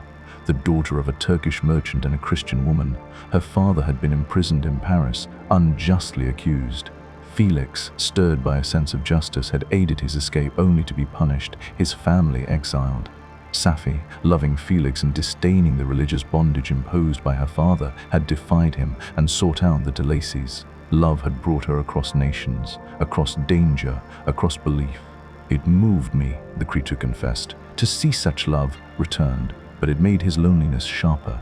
They had found each other, he had found no one. Still he waited, watched, learned, and one day, trembling with resolve, he approached the door. It was late afternoon. Safi, Felix, and Agatha had gone for a walk.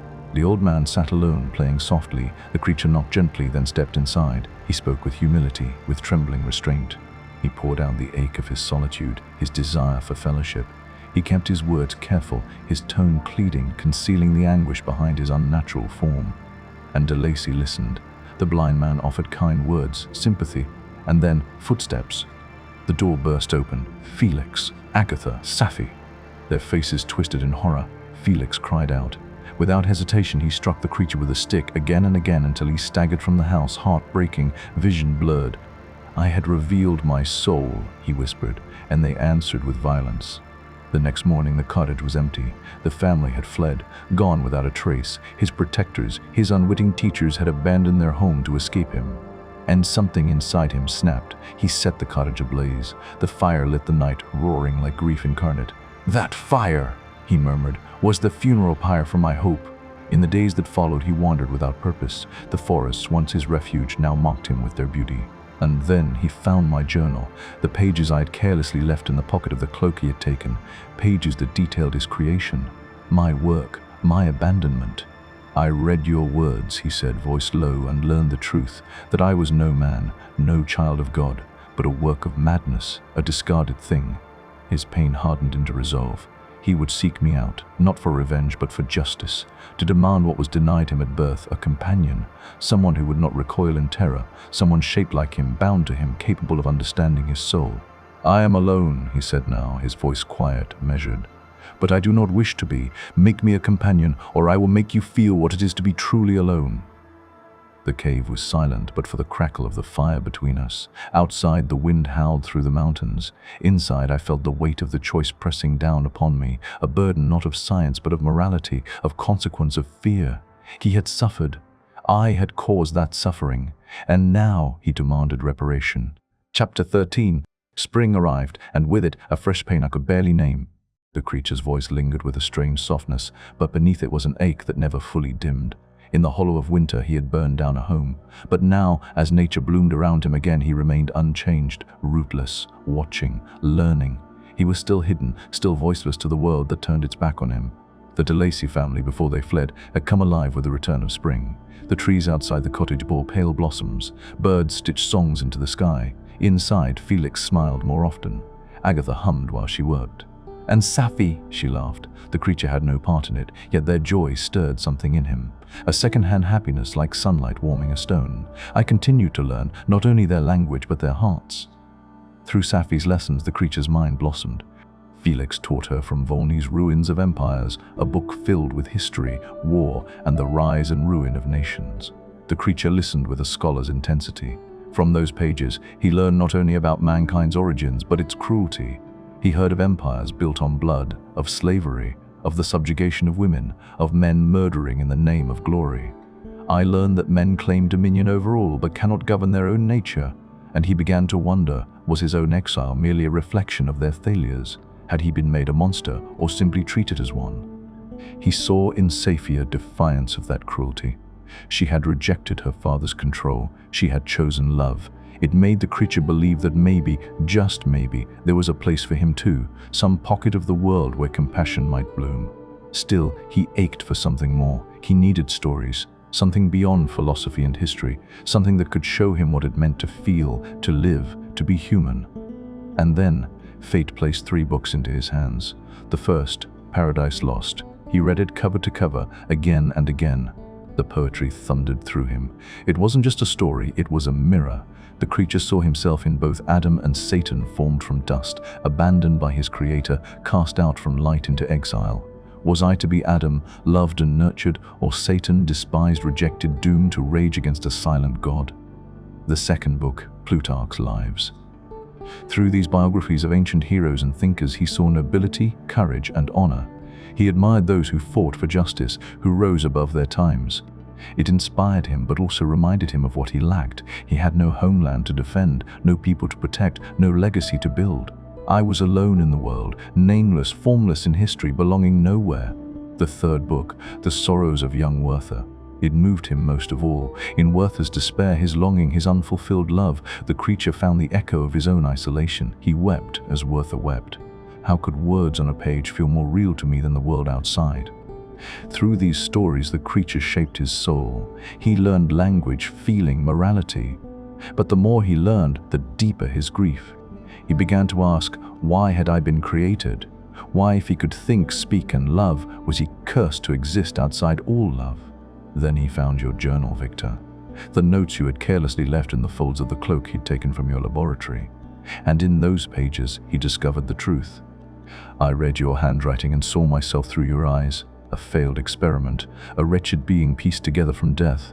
It was not birth, it was desecration, not life, but defiance. You had made him, breathed life into his flesh, and yet gave no name, no purpose, no shelter. You, my creator, fled at the sight of me. You gave me reason and then abandoned me to madness. He could not hate you, not yet, but he could not forgive you either, not until you answered for what you had done. His plan was forming now. It had begun not in wrath but in sorrow, in a yearning for belonging. He would confront you, plead with you, demand of you what he had been denied, a mate, a companion, someone of his own kind. The memory of the De Lacy family flickered like dying fire in his eyes. They taught me gentleness, he murmured. They showed me what it meant to be human without knowing I was there. But now they were gone, and the world had offered him only fear and fire. If you refuse me, he said, his voice turning low, measured, then I will become the monster they believe I am. I will unmake the joy that you have known, as you unmade mine. The cave was silent again. The wind howled down from the glacier, distant and cold. Victor Frankenstein sat in silence, the weight of a godless decision pressing upon his chest. Would he grant the creature's plea, or seal both their fates with his refusal? Chapter 14. I had learned to speak, to read, to feel, but I still did not understand who they were, or how they came to live in such quiet sorrow. As spring deepened, the creature's lessons became more than language. He had learned the names of things, the structure of thought. But now, through whispered conversation and stolen glances through the boards of his shelter, he pieced together the De Lacy's story, the truth of how a noble family had come to live in exile and poverty. It began, as many stories do, with a betrayal of justice. Felix de Lacy had once lived in Paris, a man of principle and passion, drawn to right wrongs, even at great personal cost. At that time, a Turkish merchant had been imprisoned under false pretenses, victim of prejudice, political tension, and greed. The courts, deaf to truth, sentenced him to death. Felix, outraged, could not stand by. With fire in his blood and a sword of justice in his heart, he plotted the man's escape. He visited the merchant in prison.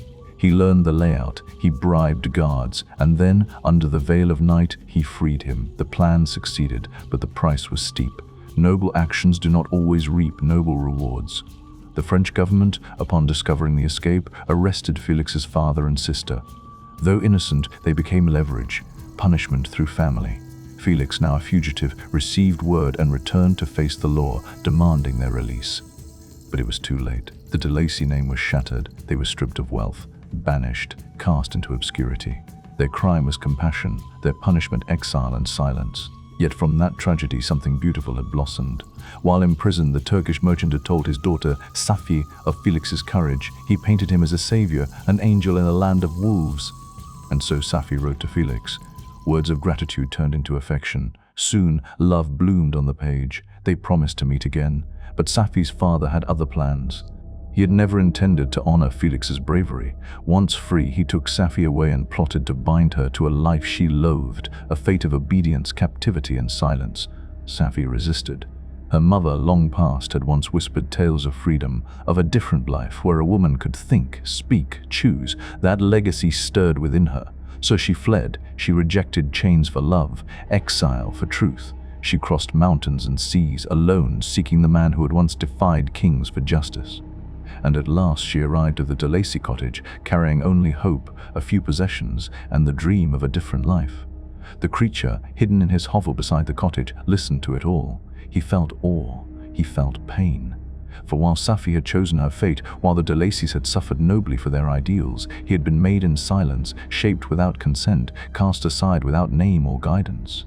Was I less than she? Was I not also formed to feel, to love, to dream? He longed to step into their world, to share in their trials, to speak finally the words that had filled his mind for months, and more than anything, to be seen, truly seen. But fear held him still.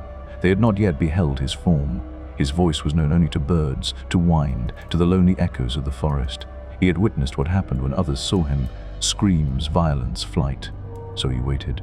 Each day he watched Safi learn their language, just as he had. Her laughter softened the rooms, her presence brought warmth to their sorrow. In a strange, impossible way, he felt part of them, like a ghost lingering beside the living half-present, wholly unseen. One evening, as the family sat together by the fire, the old blind man, de Lacy, lifted his head and spoke of virtue, of how suffering does not taint the soul but refines it. He spoke of how one may be poor, even cursed, and still carry dignity. The creature's heart ached. "If only you could see me," he whispered. "Perhaps you would not run." He began to imagine the moment his introduction. He would wait until the others were gone. Then he would speak to the old man alone, the only one who could not judge him by sight. He would confess everything: his creation, his solitude, his education, his reverence for the family. Perhaps, just perhaps, kindness would greet him, and maybe at last he could belong. The storm was still far off, but in that quiet chapter, soaked in memory and firelight, the creature allowed himself a dangerous thing: hope. Chapter 15. That day I believed I might step from shadow into light, that truth, eloquence, and feeling would reveal my soul. Instead, I learned how terror swallows mercy. Spring crept gently over the valley. The snowmelt fed green shoots, birds returned to their song, and the days stretched long with promise. For the creature hidden beside the de Lacy cottage, it was a season of quiet resolve. He had made his decision. Soon he would speak. But before that, a moment arrived that would change him forever, not with violence, but with words. While foraging near the forest path, he discovered a leather satchel half buried beneath a fallen tree. Curious, he opened it. Inside were 3 books. He carried them back to his shelter with trembling hands, as if he'd unearthed sacred relics. Beneath the books was a small journal, its pages weathered and stained, but filled with elegant script. He examined the volumes first: Goethe's The Sorrows of Young Werther, Plutarch's Lives of the Noble, Greeks and Romans, Milton's Paradise Lost. They were not mere stories. They were mirrors, windows, echoes of thought I'd never been able to voice. From Werther, he learned the depths of human emotion, of love, sorrow, and despair. The young protagonist's yearning and eventual ruin struck him with terrible familiarity. Plutarch opened to him the grandeur of humanity, its heights of heroism, its thirst for virtue, the mighty acts of those long dead. And Paradise Lost, Milton's words consumed him. Here was the tale of a being created, rejected, cast out, of a rebel, proud and defiant, abandoned by his creator. I too was cast down. I too sought understanding and found none. But the creature did not see himself only as Satan. He also saw Adam, the first of his kind, alone in a world too vast, a child abandoned at the gate of existence. No, Eve soothed my sorrows. No father watched over my steps. I was born to weep and to wonder why. Then he turned to the journal. At first, the writing seemed ordinary, but as he read, a slow horror settled into him. It was Frankenstein's hand. The notebook had been taken from the coat, Victor abandoned in the mountains after bringing his creation to life. The entries detailed the fevered ambition, the sleepless nights in the lab, the horror at the first signs of animation. His words: my birth, my origin, my curse. He read of how Victor had assembled him, part by part, limb by limb, fashioned from death, driven by blind obsession. There was no affection in the writing, only dread, regret, disgust. I had thought myself born of mystery, shaped by nature, but I was not heaven's child, I was man's folly. In the dimness of the forest hovel, the creature curled into himself. Grief took him first, then fury, then silence. But not all was lost. Despite everything, the family still offered a vision of hope. They did not yet know him, but he knew them. He loved them, and so he clung to his plan. One afternoon, as Felix and Agatha left to gather wood, and Safie lingered behind, the creature waited patiently. At last, she too departed, leaving only the blind old man, de Lacy, seated beside the fire. This was the moment. With slow, measured steps, he emerged from his shelter. His heart thundered in his chest. Every instinct screamed to run, to remain unseen. But he pressed on. Inside the cottage, the old man sat peacefully, his hands resting on a book, his white eyes gazing toward nothing. The creature paused at the doorway. Then he spoke. "Pardon this intrusion, sir. I am a traveler, cold and friendless." De Lacy, startled, welcomed the stranger with gentleness. "Come in, friend. Sit. If you are weary, rest. If you are hungry, we will find something for you." The creature nearly wept. They spoke. The creature's voice trembled at first, but he found strength in words, those hard-earned lessons whispered from months of study. He spoke of loneliness, of exile, of longing for connection.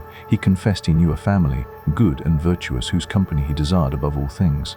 "But I fear," he said, "that they may judge me by my appearance, not my heart." De Lacy nodded solemnly. "Prejudice is the curse of the sighted. But if they are kind, as you say, then speak to them. Be honest. Let your heart guide you." The creature leaned forward. "If I told you that this family was yours, would you still counsel love?" De Lacy reached for him, blind fingers finding the creature's trembling hand. "You are good. I feel it." They would see it too in time. At that moment, the door burst open. Felix returned. Behind him, Agatha and Safie. They froze at the sight. A towering figure, monstrous and twisted, knelt beside their blind father.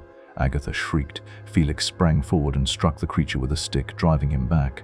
The creature raised his hands, pleading, but no one listened. Felix shouted. Safie cried out. De Lacy called for calm, but it was too late.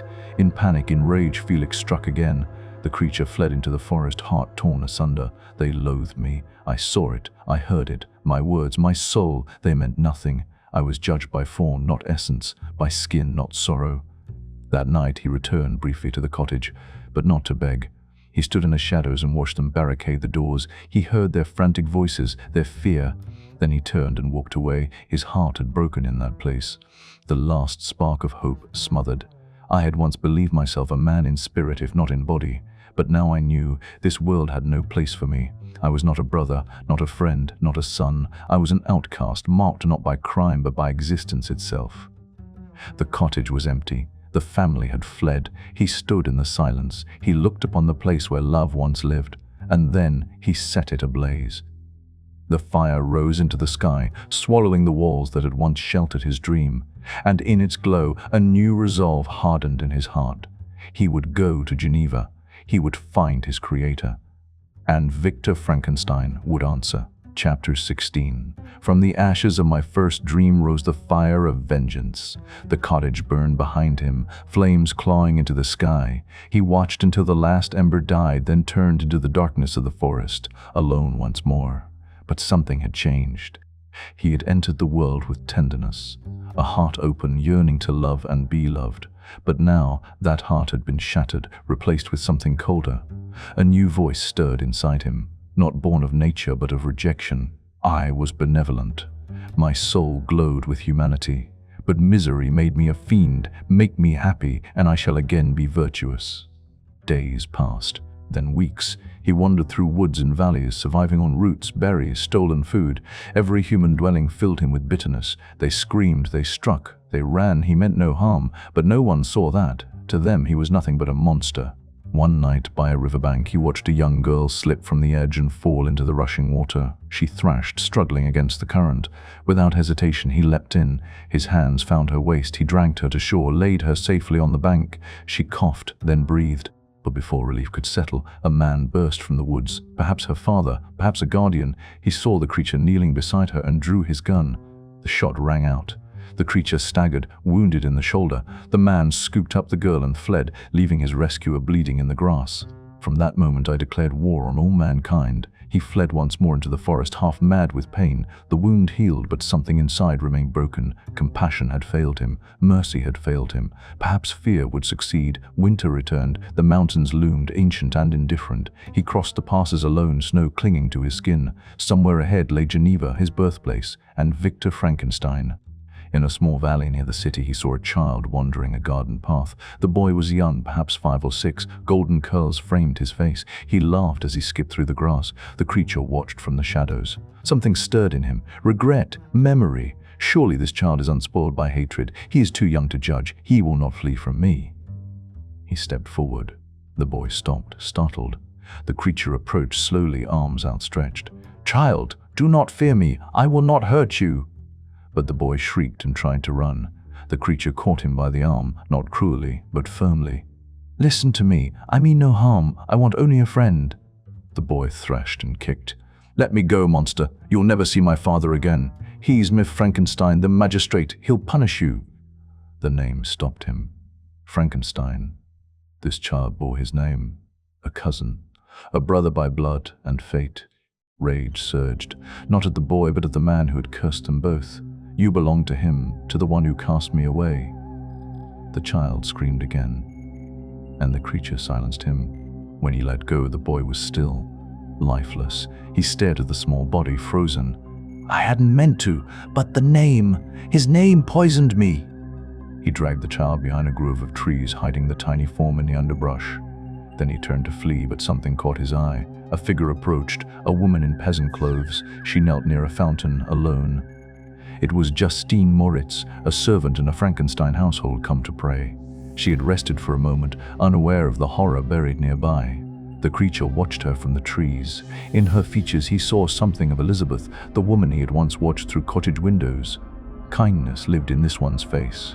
But would she pity him? Would she scream like the others? He stepped closer, but something stopped him. A voice whispered, "No, not again, not yet." He looked down and saw the boy's locket glinting in his palm. It had fallen loose in the struggle. Let her suffer. Let Frankenstein feel the pain I know. He crept forward and placed the locket gently in the folds of the woman's gown as she slept, then vanished into the trees. Days later, he learned the result. The girl, Justine, was accused of the murder. The locket was evidence. She protested her innocence, but it was no use. She was condemned, hanged. The creature watched from afar as the crowd gathered for the execution. He could not look away. This, he thought, was justice. Not for the boy, not for the girl, for him. I had caused despair, and yet I felt none. For the first time, the weight of guilt did not crush me.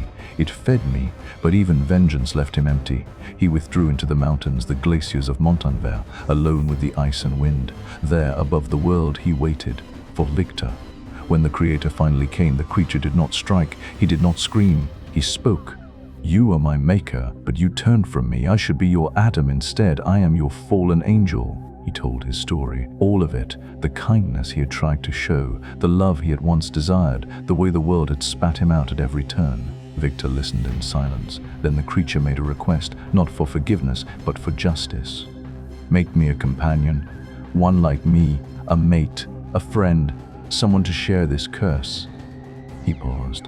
"I am alone, so terribly alone. Grant me this and I will leave humanity forever. You shall never see me again." The wind howled across the mountain peaks. Victor said nothing, but a decision stirred in his heart. Chapter 17. "You are my creator, but I am your master. Obey." Victor stared into the face of his creation, high up on the glacier of Montanvert. The cold wind lashed at them, but neither moved. The silence between them carried a weight no words could match. The creature's voice had been calm but not empty. Beneath it pulsed pain, rage, and something else, longing.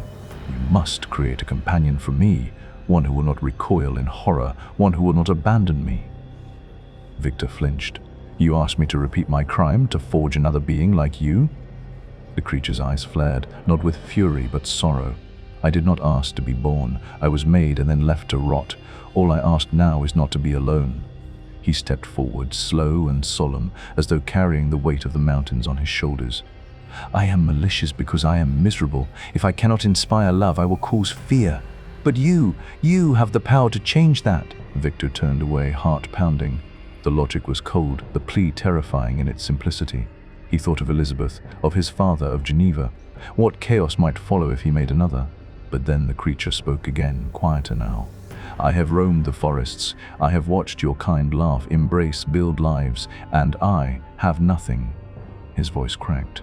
My form is hideous, but my soul was once gentle. You made me a wretch, and yet you hold my future in your hands. Victor could not look at him. Shall I, in cold blood, create a second demon, a mate for this monster, another being with power to destroy? But another thought crept in, a whisper beneath the storm.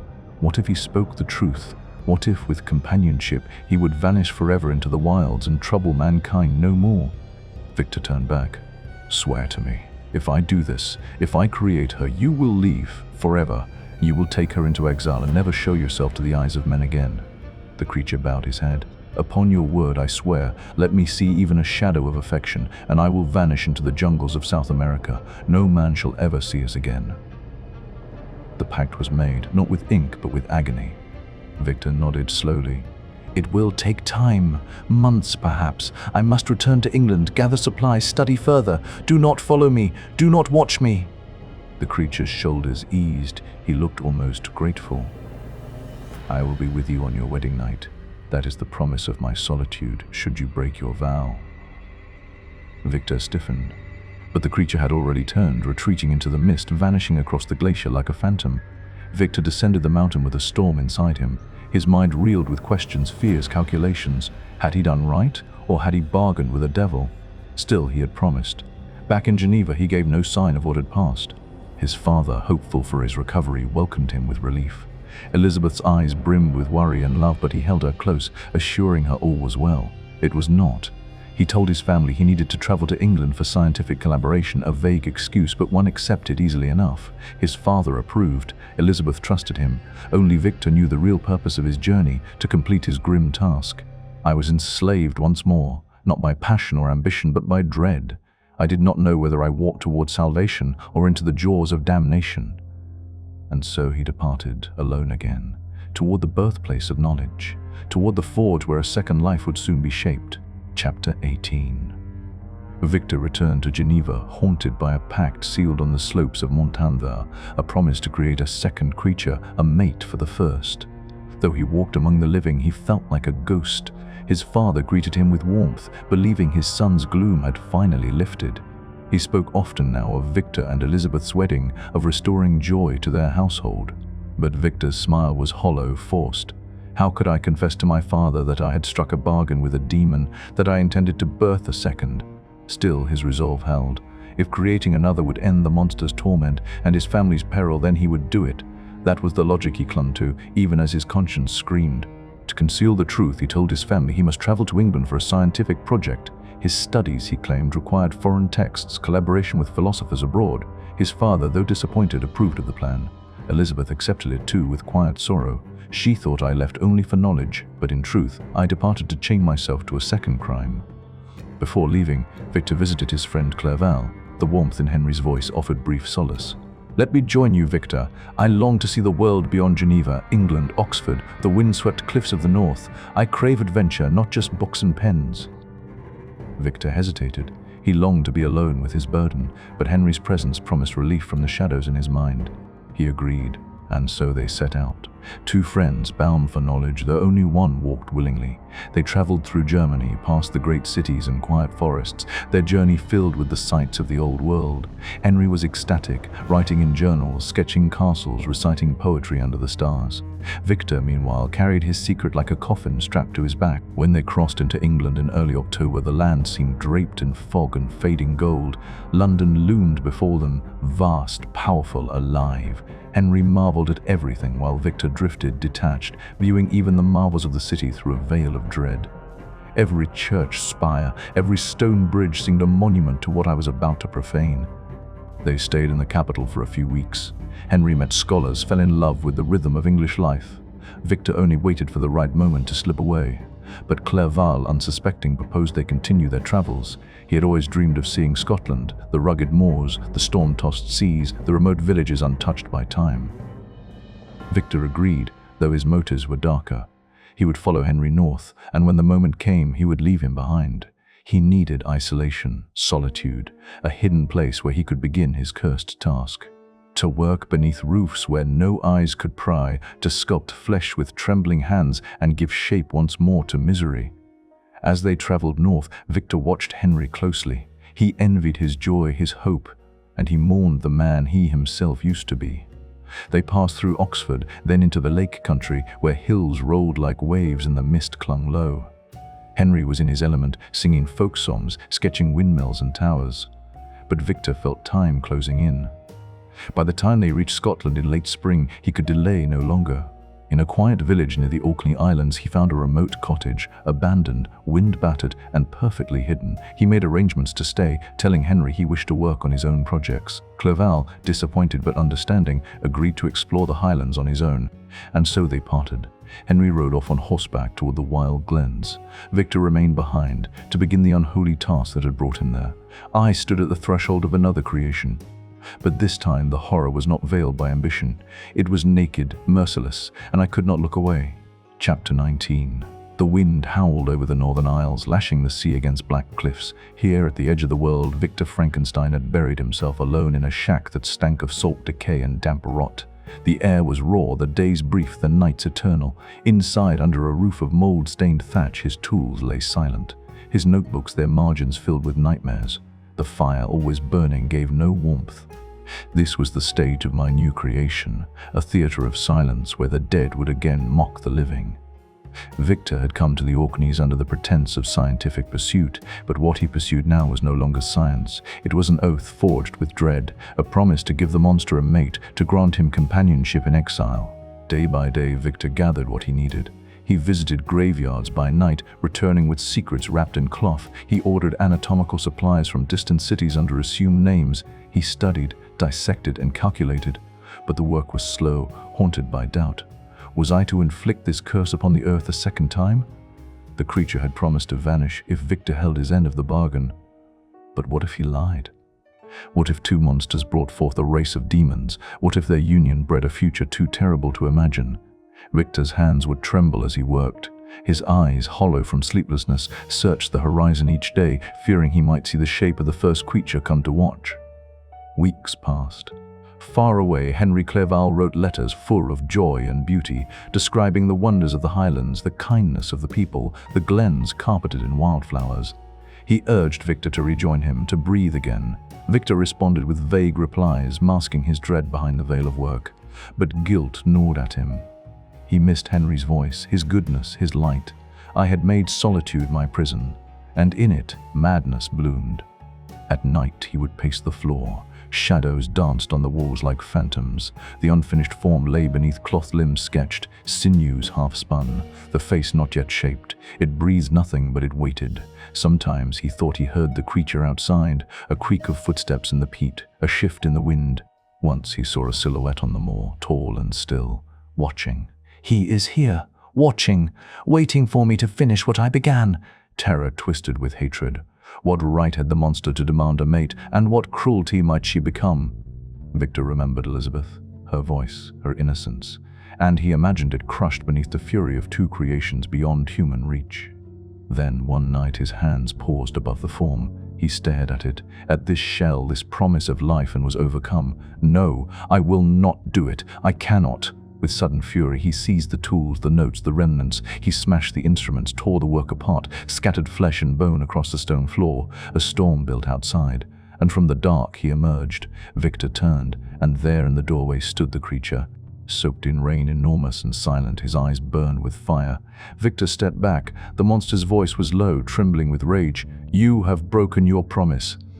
Victor met his gaze. "I will never complete her, never." A silence fell, dense and electric. "You are my creator, yet you hate me. Now you deny me a companion. Very well, but I shall be with you on your wedding night." Then he vanished into the storm. Victor stood frozen, heart pounding. The air was thick with doom. He collapsed that night in fever. Days passed. Locals found him raving and delirious. He awoke in a town miles away, in a hospital bed. Henry had come. Clerval's smile was full of relief and worry. "You look as if you fought with death itself." Victor, pale and silent, said nothing. A week later, Victor recovered enough to travel. He and Henry agreed to leave the islands. The shadow of that cabin clung to Victor like smoke. He had failed, he had refused, but the monster would not forget. They traveled to a coastal town, waiting for a boat to take them south. Henry wandered the docks, eager to learn, to speak with sailors. Victor stayed inside, tormented. And then Henry disappeared. One morning, Victor was summoned by the local magistrate. A body had been found. At first, he thought it a cruel mistake, but when the cloth was pulled back, Victor recoiled in horror. It was Henry, strangled, his face twisted in pain, dark bruises along his throat, eyes staring upward. Victor fell to the ground. The monster had kept his word, or rather begun it. The townspeople were shocked. The magistrate suspicious. Victor, wild-eyed, muttering, trembling, became the prime suspect. A foreigner, a recluse, a madman. They imprisoned him. In a stone cell by the sea, Victor descended into despair. He raved, he pleaded, and then he fell silent.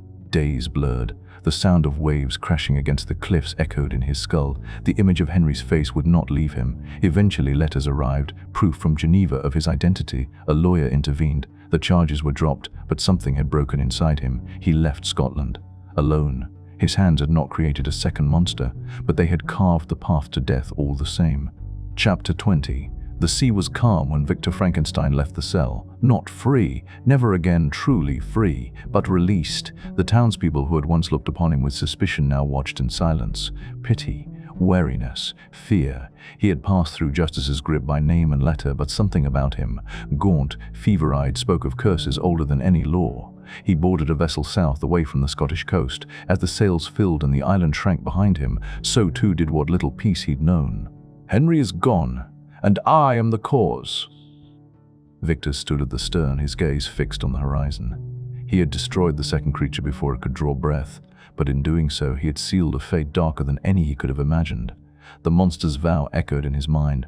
I shall be with you on your wedding night. It had not been an empty threat.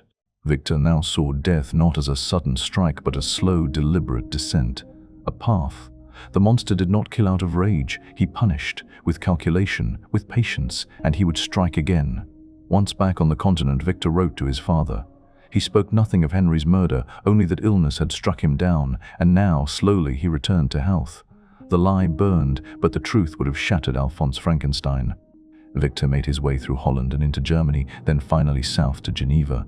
The journey was long, and each mile weighed heavier than the last. In the quiet moments between forests and rivers, he rehearsed possibilities, how to protect his family, how to defy the creature's promise. He even considered ending his own life. But if I die, he lives, and so I must go on, not for hope, but vengeance.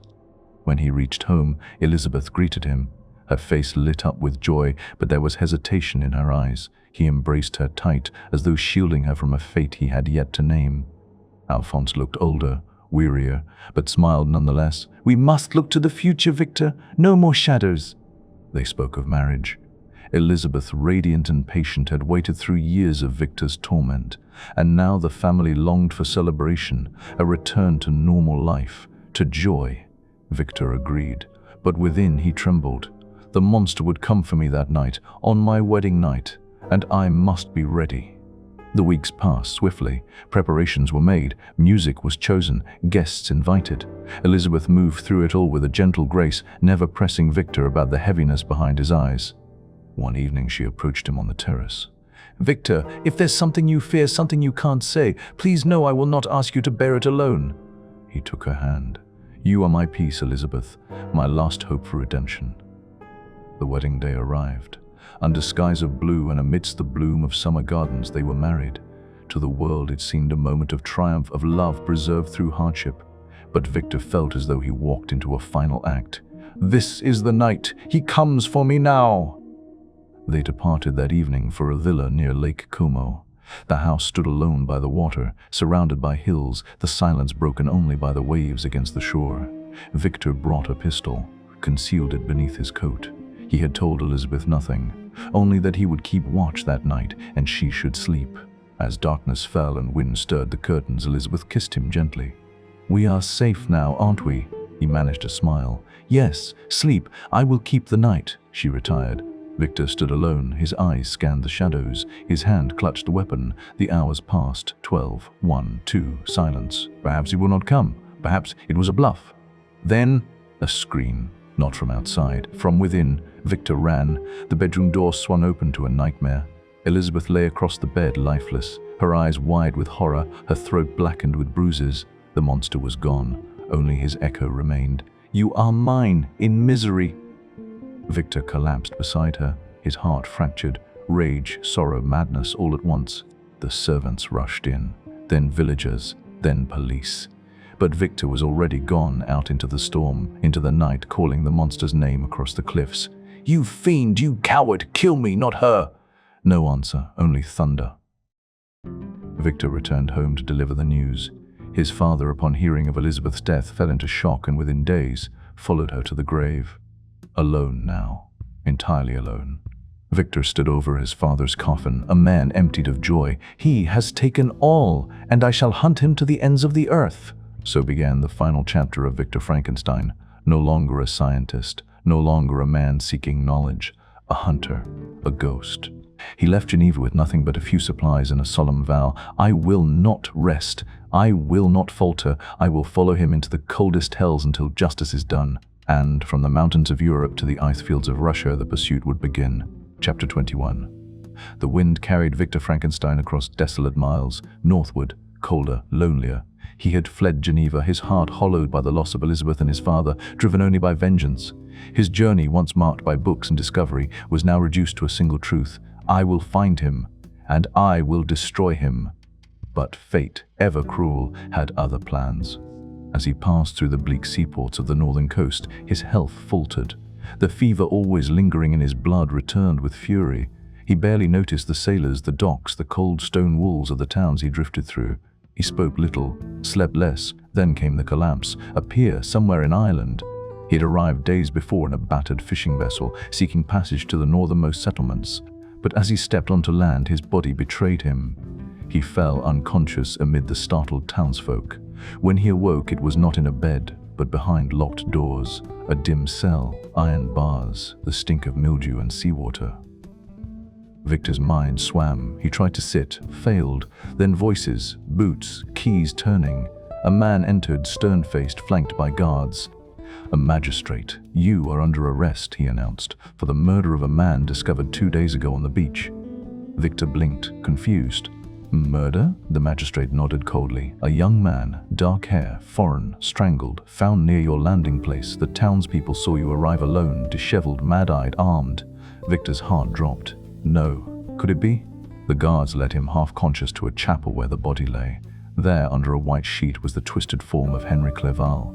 Victor cried out, a cry that echoed through the chapel like a broken prayer. Henry, his dearest friend, loyal to the end, the boy who believed in heroism, in the goodness of men, murdered by the monster. He follows me. Wherever I go, he kills. Victor fell into convulsions. Fever swept over him. For weeks he drifted between dreams and delirium, screams, fire. The dead rising, Elizabeth's lifeless eyes, Henry's strangled face, his father's collapsed frame. Doctors were called, priests whispered over him. At last he began to recover. When Victor came to himself fully, he was once again in the cell. The magistrate returned, this time with less anger in his eyes. "You have suffered, and it seems the evidence against you has weakened. No motive, no witnesses. The tide may be turning in your favor." Victor said nothing. He sat still, staring through the barred window. Even justice cannot touch the real killer. He walks free, mocking me from shadows. After 2 months, Victor was officially released. The body of Henry Clerval had been returned to Geneva. Letters from his family and former acquaintances vouched for Victor's character, though none knew the full truth. He left Ireland quietly. No trial, no protest, no farewells, just silence. Back in Geneva, Victor found little but ruins. The house stood but empty. Servants avoided the upper floors. Whispers hung in the air. No Elizabeth, no father, no Henry, only Victor, the last Frankenstein, haunted by a ghost of his own making. But the ghost would not stay hidden long. One winter's night, as Victor walked alone by the lake, a figure emerged from the mist, tall, cloaked in snow, eyes burning in the dark. The creature. Victor lunged toward it, but it disappeared into the fog, leaving only a single mark burned into a tree with a knife. "I wait for you." And so, the chase began in earnest. Victor traveled north through Germany, across Russia, into the coldest reaches of the world. Each time he drew near, there were signs, a mutilated animal left by the roadside, a village terrified by a giant in the snow, a crude map etched into ice. He followed the trail obsessively, barely eating, barely resting. Once, in a fishing village on the White Sea, a child offered him a scrap of cloth, saying a man with yellow eyes had left it for him. It bore a single word, "Come." Victor knew now that the monster wanted him to follow. It was a game, a punishment, a trial by ice. And still he followed. I created him. My hands gave him life. My heart cursed him. Now my soul is chained to his. One must fall. As the terrain grew harsher, Victor joined a group of sailors heading toward the Arctic Circle. They laughed at first at the pale, fevered man who asked to join their dangerous voyage, but his gold and determination won them over. They sailed north, cutting through ice fields, wind shrieking across the deck, and one night, far from all lands, a sailor spotted something on the ice. A sledge, driven by dogs. A massive figure at the helm. The monster. Victor demanded pursuit, but the sea turned against them. The ship struck an ice floe and ground to a halt, trapped in a labyrinth of frozen towers. Supplies dwindled. Men grew sick. Some whispered of curses. Victor stayed above deck, staring into the frostbitten void. I am close, so close. Then another ship appeared on the horizon. It was Walton's. The explorer who had once dreamed of discovering new lands and secrets of the universe now found a man who had once done the same and lost everything. Victor Frankenstein, near death, was brought aboard, and he began to tell his story. Chapter 22. Victor Frankenstein lay pale and hollow-eyed in the captain's quarters of Walton's icebound ship. The freezing wind outside howled like a chorus of mourning spirits, but within, a silence hung thick, a silence broken only by the low creak of timbers and the slow, strained breath of a dying man. He had told most of his story. The terrible creation, the bloodshed, the pursuit through snow and nightmare. Now Walton listened, transfixed, unable to look away. He had risked his crew and his future for glory, but before him sat the shattered ghost of a man who had once done the same and paid in blood. Victor's voice, though weakened, held a clarity that could only come from pain long buried. They told me I was free, Victor recalled, speaking of his release from the Irish prison. But freedom for me had long ceased to mean anything. He had returned to Geneva, though it no longer felt like home. The halls were too quiet, the shadows too long, the silence screamed with the absence of those he loved. Elizabeth, Henry, his father, all gone, all taken by the monster he had breathed into life. But Ernest, his younger brother, still lived. And it was Ernest who welcomed Victor back, shocked by his gaunt appearance and sunken spirit. The servants whispered that he was mad, cursed, but Ernest said nothing, only watched him with eyes filled with quiet fear and sympathy. Letters came next. One from a magistrate in a distant province described strange sightings, tales of a hulking figure, pale and misshapen, glimpsed in forests and along riverbanks. Victor read them in silence. Then a letter arrived from a small town near Lake Geneva, a simple note. Come if you wish to see the one who wronged you. He walks at night. Victor knew it was him, a taunt, a summons. But before he could act, his body betrayed him. Fever returned. He collapsed in his study and for weeks hovered on the edge of life and death. Ernest wrote to Clerval's family, to friends in Ingolstadt, but no one could understand the depth of Victor's affliction. The doctor spoke of overwork, grief, emotional collapse, but Victor knew the truth. My soul was infected with a poison of my own making. At last, with trembling hands and failing heart, Victor resolved to leave again. One last time. Not to run, but to finish it. He told Ernest he would travel to the north under the pretense of healing, of study. But it was a lie. He packed what little he needed and left Geneva behind. Again. He journeyed eastward through Germany, across the Baltic, into the frozen lands of the north. Every night he looked for signs, footprints, scraps of torn clothing, the distorted echo of inhuman howls. Each village had its legends, a beast, a ghost, a demon in the woods. Victor never questioned. He simply followed the trail. Now, in the present, aboard Walton's ship, he sat in a thin coat, a blanket over his shoulders, staring into the flickering lantern. I have chased him to the edge of the world, he said. But he still eludes me. He leaves signs, so I will not give up. He wants me to follow, and I will to the end. Captain Walton, moved by the tale, saw himself in Victor, a man driven by ambition to uncover what others feared to see. But he also saw the cost. His crew, too, began to murmur. They feared the ice, feared they would never return. The passage north had become a trap, and Walton knew mutiny brewed beneath the frost-covered deck. He visited Victor often, sitting by his bed, hearing fragments of philosophy, regret, and rage. One evening, as Victor slept restlessly, he awoke suddenly, eyes wide, breath shallow. He is near, he whispered. Walton rose, startled. Who? The creature. Victor nodded slowly. He watches. He's always watching. That night, the wind died. The ice groaned, and somewhere out in the pale moonlight a shadow moved across the frozen sea. Chapter 23. The storm had passed, but the house remained cloaked in darkness. Victor Frankenstein stood at the threshold of his family's villa in Geneva. A man returned home not to comfort or peace, but to doom. His father had arranged everything for the wedding. The halls were lit, the servants were discreet. Elizabeth, she had waited for this day with hope blooming in her gentle heart. But Victor knew. Marriage, love, none of it would shield her from what followed him. The monster had sworn it. "I shall be with you on your wedding night." Those words had never left him, not once. They married quietly. Elizabeth's dress was simple. Her smile trembled, caught between joy and worry. She saw how Victor's eyes drifted constantly to the shadows, how his hand never strayed far from the pistol he carried. As they exchanged vows, Victor glanced toward the windows. Nothing, not yet. After the ceremony, they traveled to a secluded villa on the shore of Lake Como. The wind stirred the dark water. The setting sun bathed the mountains in amber. It should have been beautiful. It should have been peace. Instead, it was the silence before the storm. The night fell fast. Elizabeth tried to speak of their future, of a life far from sorrow, but Victor only nodded, distracted. Every creak in the floorboards, every rustle of wind brought his heart to a halt. He paced the halls, checked the doors, every window, then he stopped, his blood turning to ice. What if the creature's vengeance was not against him, but against her? He ran. Through the hallway, up the stairs to where Elizabeth waited in their room, but the scream had already begun. It was brief. One strangled cry and then silence. Victor threw open the door.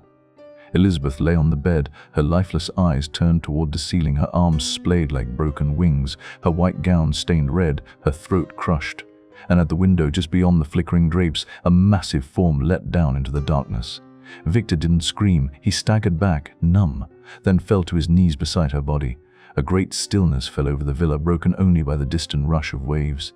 She had been his final light. Now even that was gone. The servants came running, but there was nothing to be done. Elizabeth was dead, strangled by hands not quite human. The horror swept through the household like fire through dry grass. Victor's father, summoned with the news, collapsed from the shock. His health had been fragile, and grief broke what was left. Within days he died. Victor, now alone, sank into a feverish delirium. He wandered the countryside, raved of monsters, vengeance, curses. People avoided him. A madman, they said. A man chased by something unnatural. But Victor was not mad. He was hunted, and he would hunt in return. He went to the magistrate of Geneva, demanded aid, explained everything, his creation, its crimes, the curse that followed. The magistrate listened, kindly, politely, and then gently told him that such a pursuit was impossible. The creature, if real, could not be captured. It had vanished into the ice in the mountains. Victor's voice rose in fury. "He murdered my wife, my best friend, my brother!" But the magistrate only shook his head. He pitied Frankenstein but could offer no help. Victor left the office shaking with rage, his hands balled into fists. "Then I shall do it myself." Thus began the hunt. Victor traced every rumor, every whisper. He traveled from village to village, through forests, over frozen rivers, always alone, always listening for the monster's footsteps. At times, he found signs, scraps of cloth, broken branches, the vague shape of prints in the snow. Once, he heard it. A low guttural cry in the distance, half human, half something else. He ran toward the sound, heart hammering, but the creature was already gone. And then a note, pinned with a crude nail to a tree trunk in the Alps. "Follow. The chase is not yet over." The handwriting was jagged but unmistakable. It was him. The monster was playing a game, leaving trails, letting Victor get close only to disappear again into the wild. They crossed mountains, rivers, endless frostbitten plains. The pursuit led him north. Always north, until even the trees vanished and the world became ice. Now, aboard Walton's ship, Victor spoke to the captain with a hollow voice. He fled across the frozen sea, knowing I would follow. "My dogs died, my sled broke, still I pursued him, until you found me." Walton looked upon the man with awe and dread. What obsession could drive someone so far? What guilt, what hatred could pull a soul across the edge of the world? Victor's story was nearly done. Only one chapter remained. Chapter 24.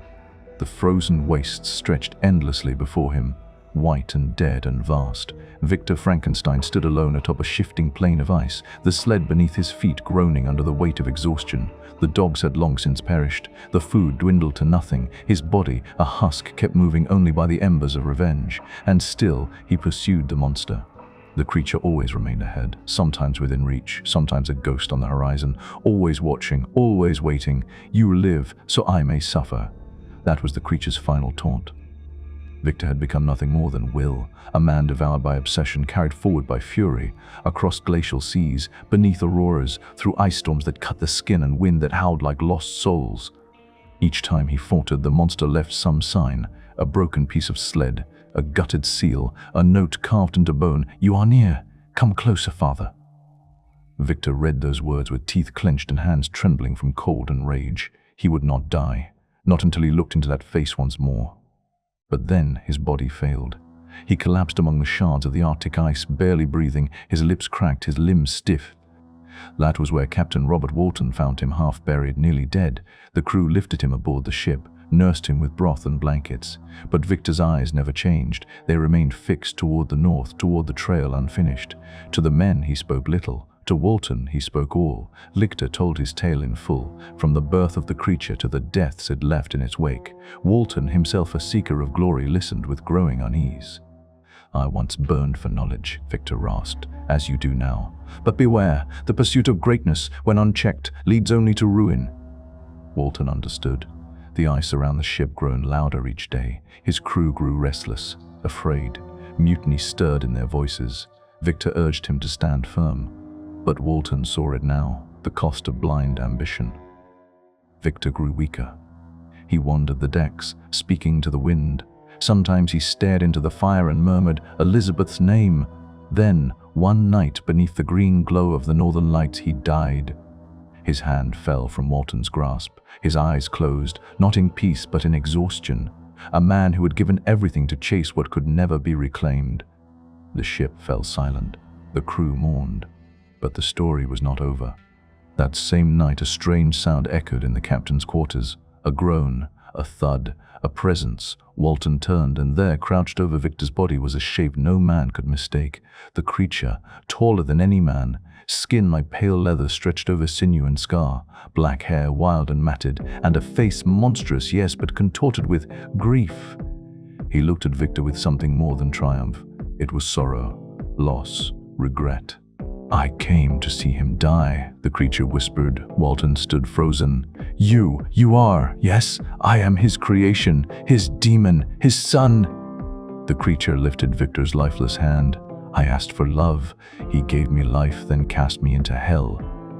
His voice was rough, broken. I killed his brother, his wife, his friend, and still I suffered. He turned to Walton. I do not ask for pity, I do not deserve it. But know this, I did not choose to be born. I was made and abandoned. His yellow eyes burned. All I wanted was to be seen. Walton could not speak. He watched as the creature cradled Victor's body for a moment longer, then gently laid it down. I will go now, he said. My work is done. His hatred gave me purpose. Without it, I am nothing. He stepped back toward the hatch. I shall ascend the northern ice and build a funeral pyre. There I will lie beside him. The flames will consume us both. The creature's voice trembled, not with fear but with longing. I shall die, and my ashes shall scatter across the frozen sea. No man shall ever look upon what I have been. Walton called after him. Wait, there must be another way.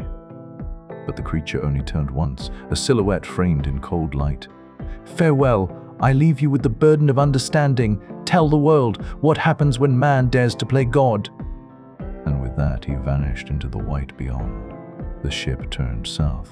Walton ordered the sails raised. His men cheered to leave the cursed north. But Walton stood alone at the stern, watching the ice drift away and wondering if the monster still walked among the shadows of that endless frozen world. Somewhere out there, two graves would burn, one for the man who created, the other for what he could not control.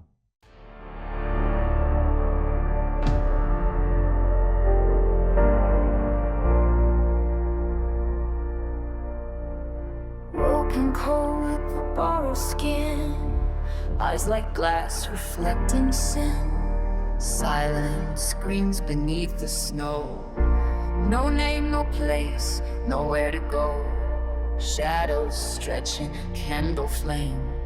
I wear the grief, I the blame. Every face turns back in fright.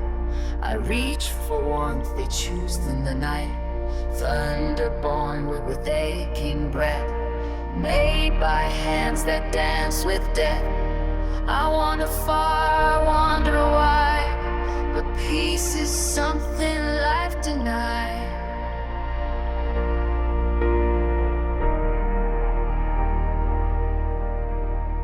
Pages burned from books I read, learned of love but lived in dread. If you see me, look again. I'm not your ghost, I feel I've been thunderborn with aching breath, made by hands that dance with death. I long for light, not just to roam, but to be seen and to be home.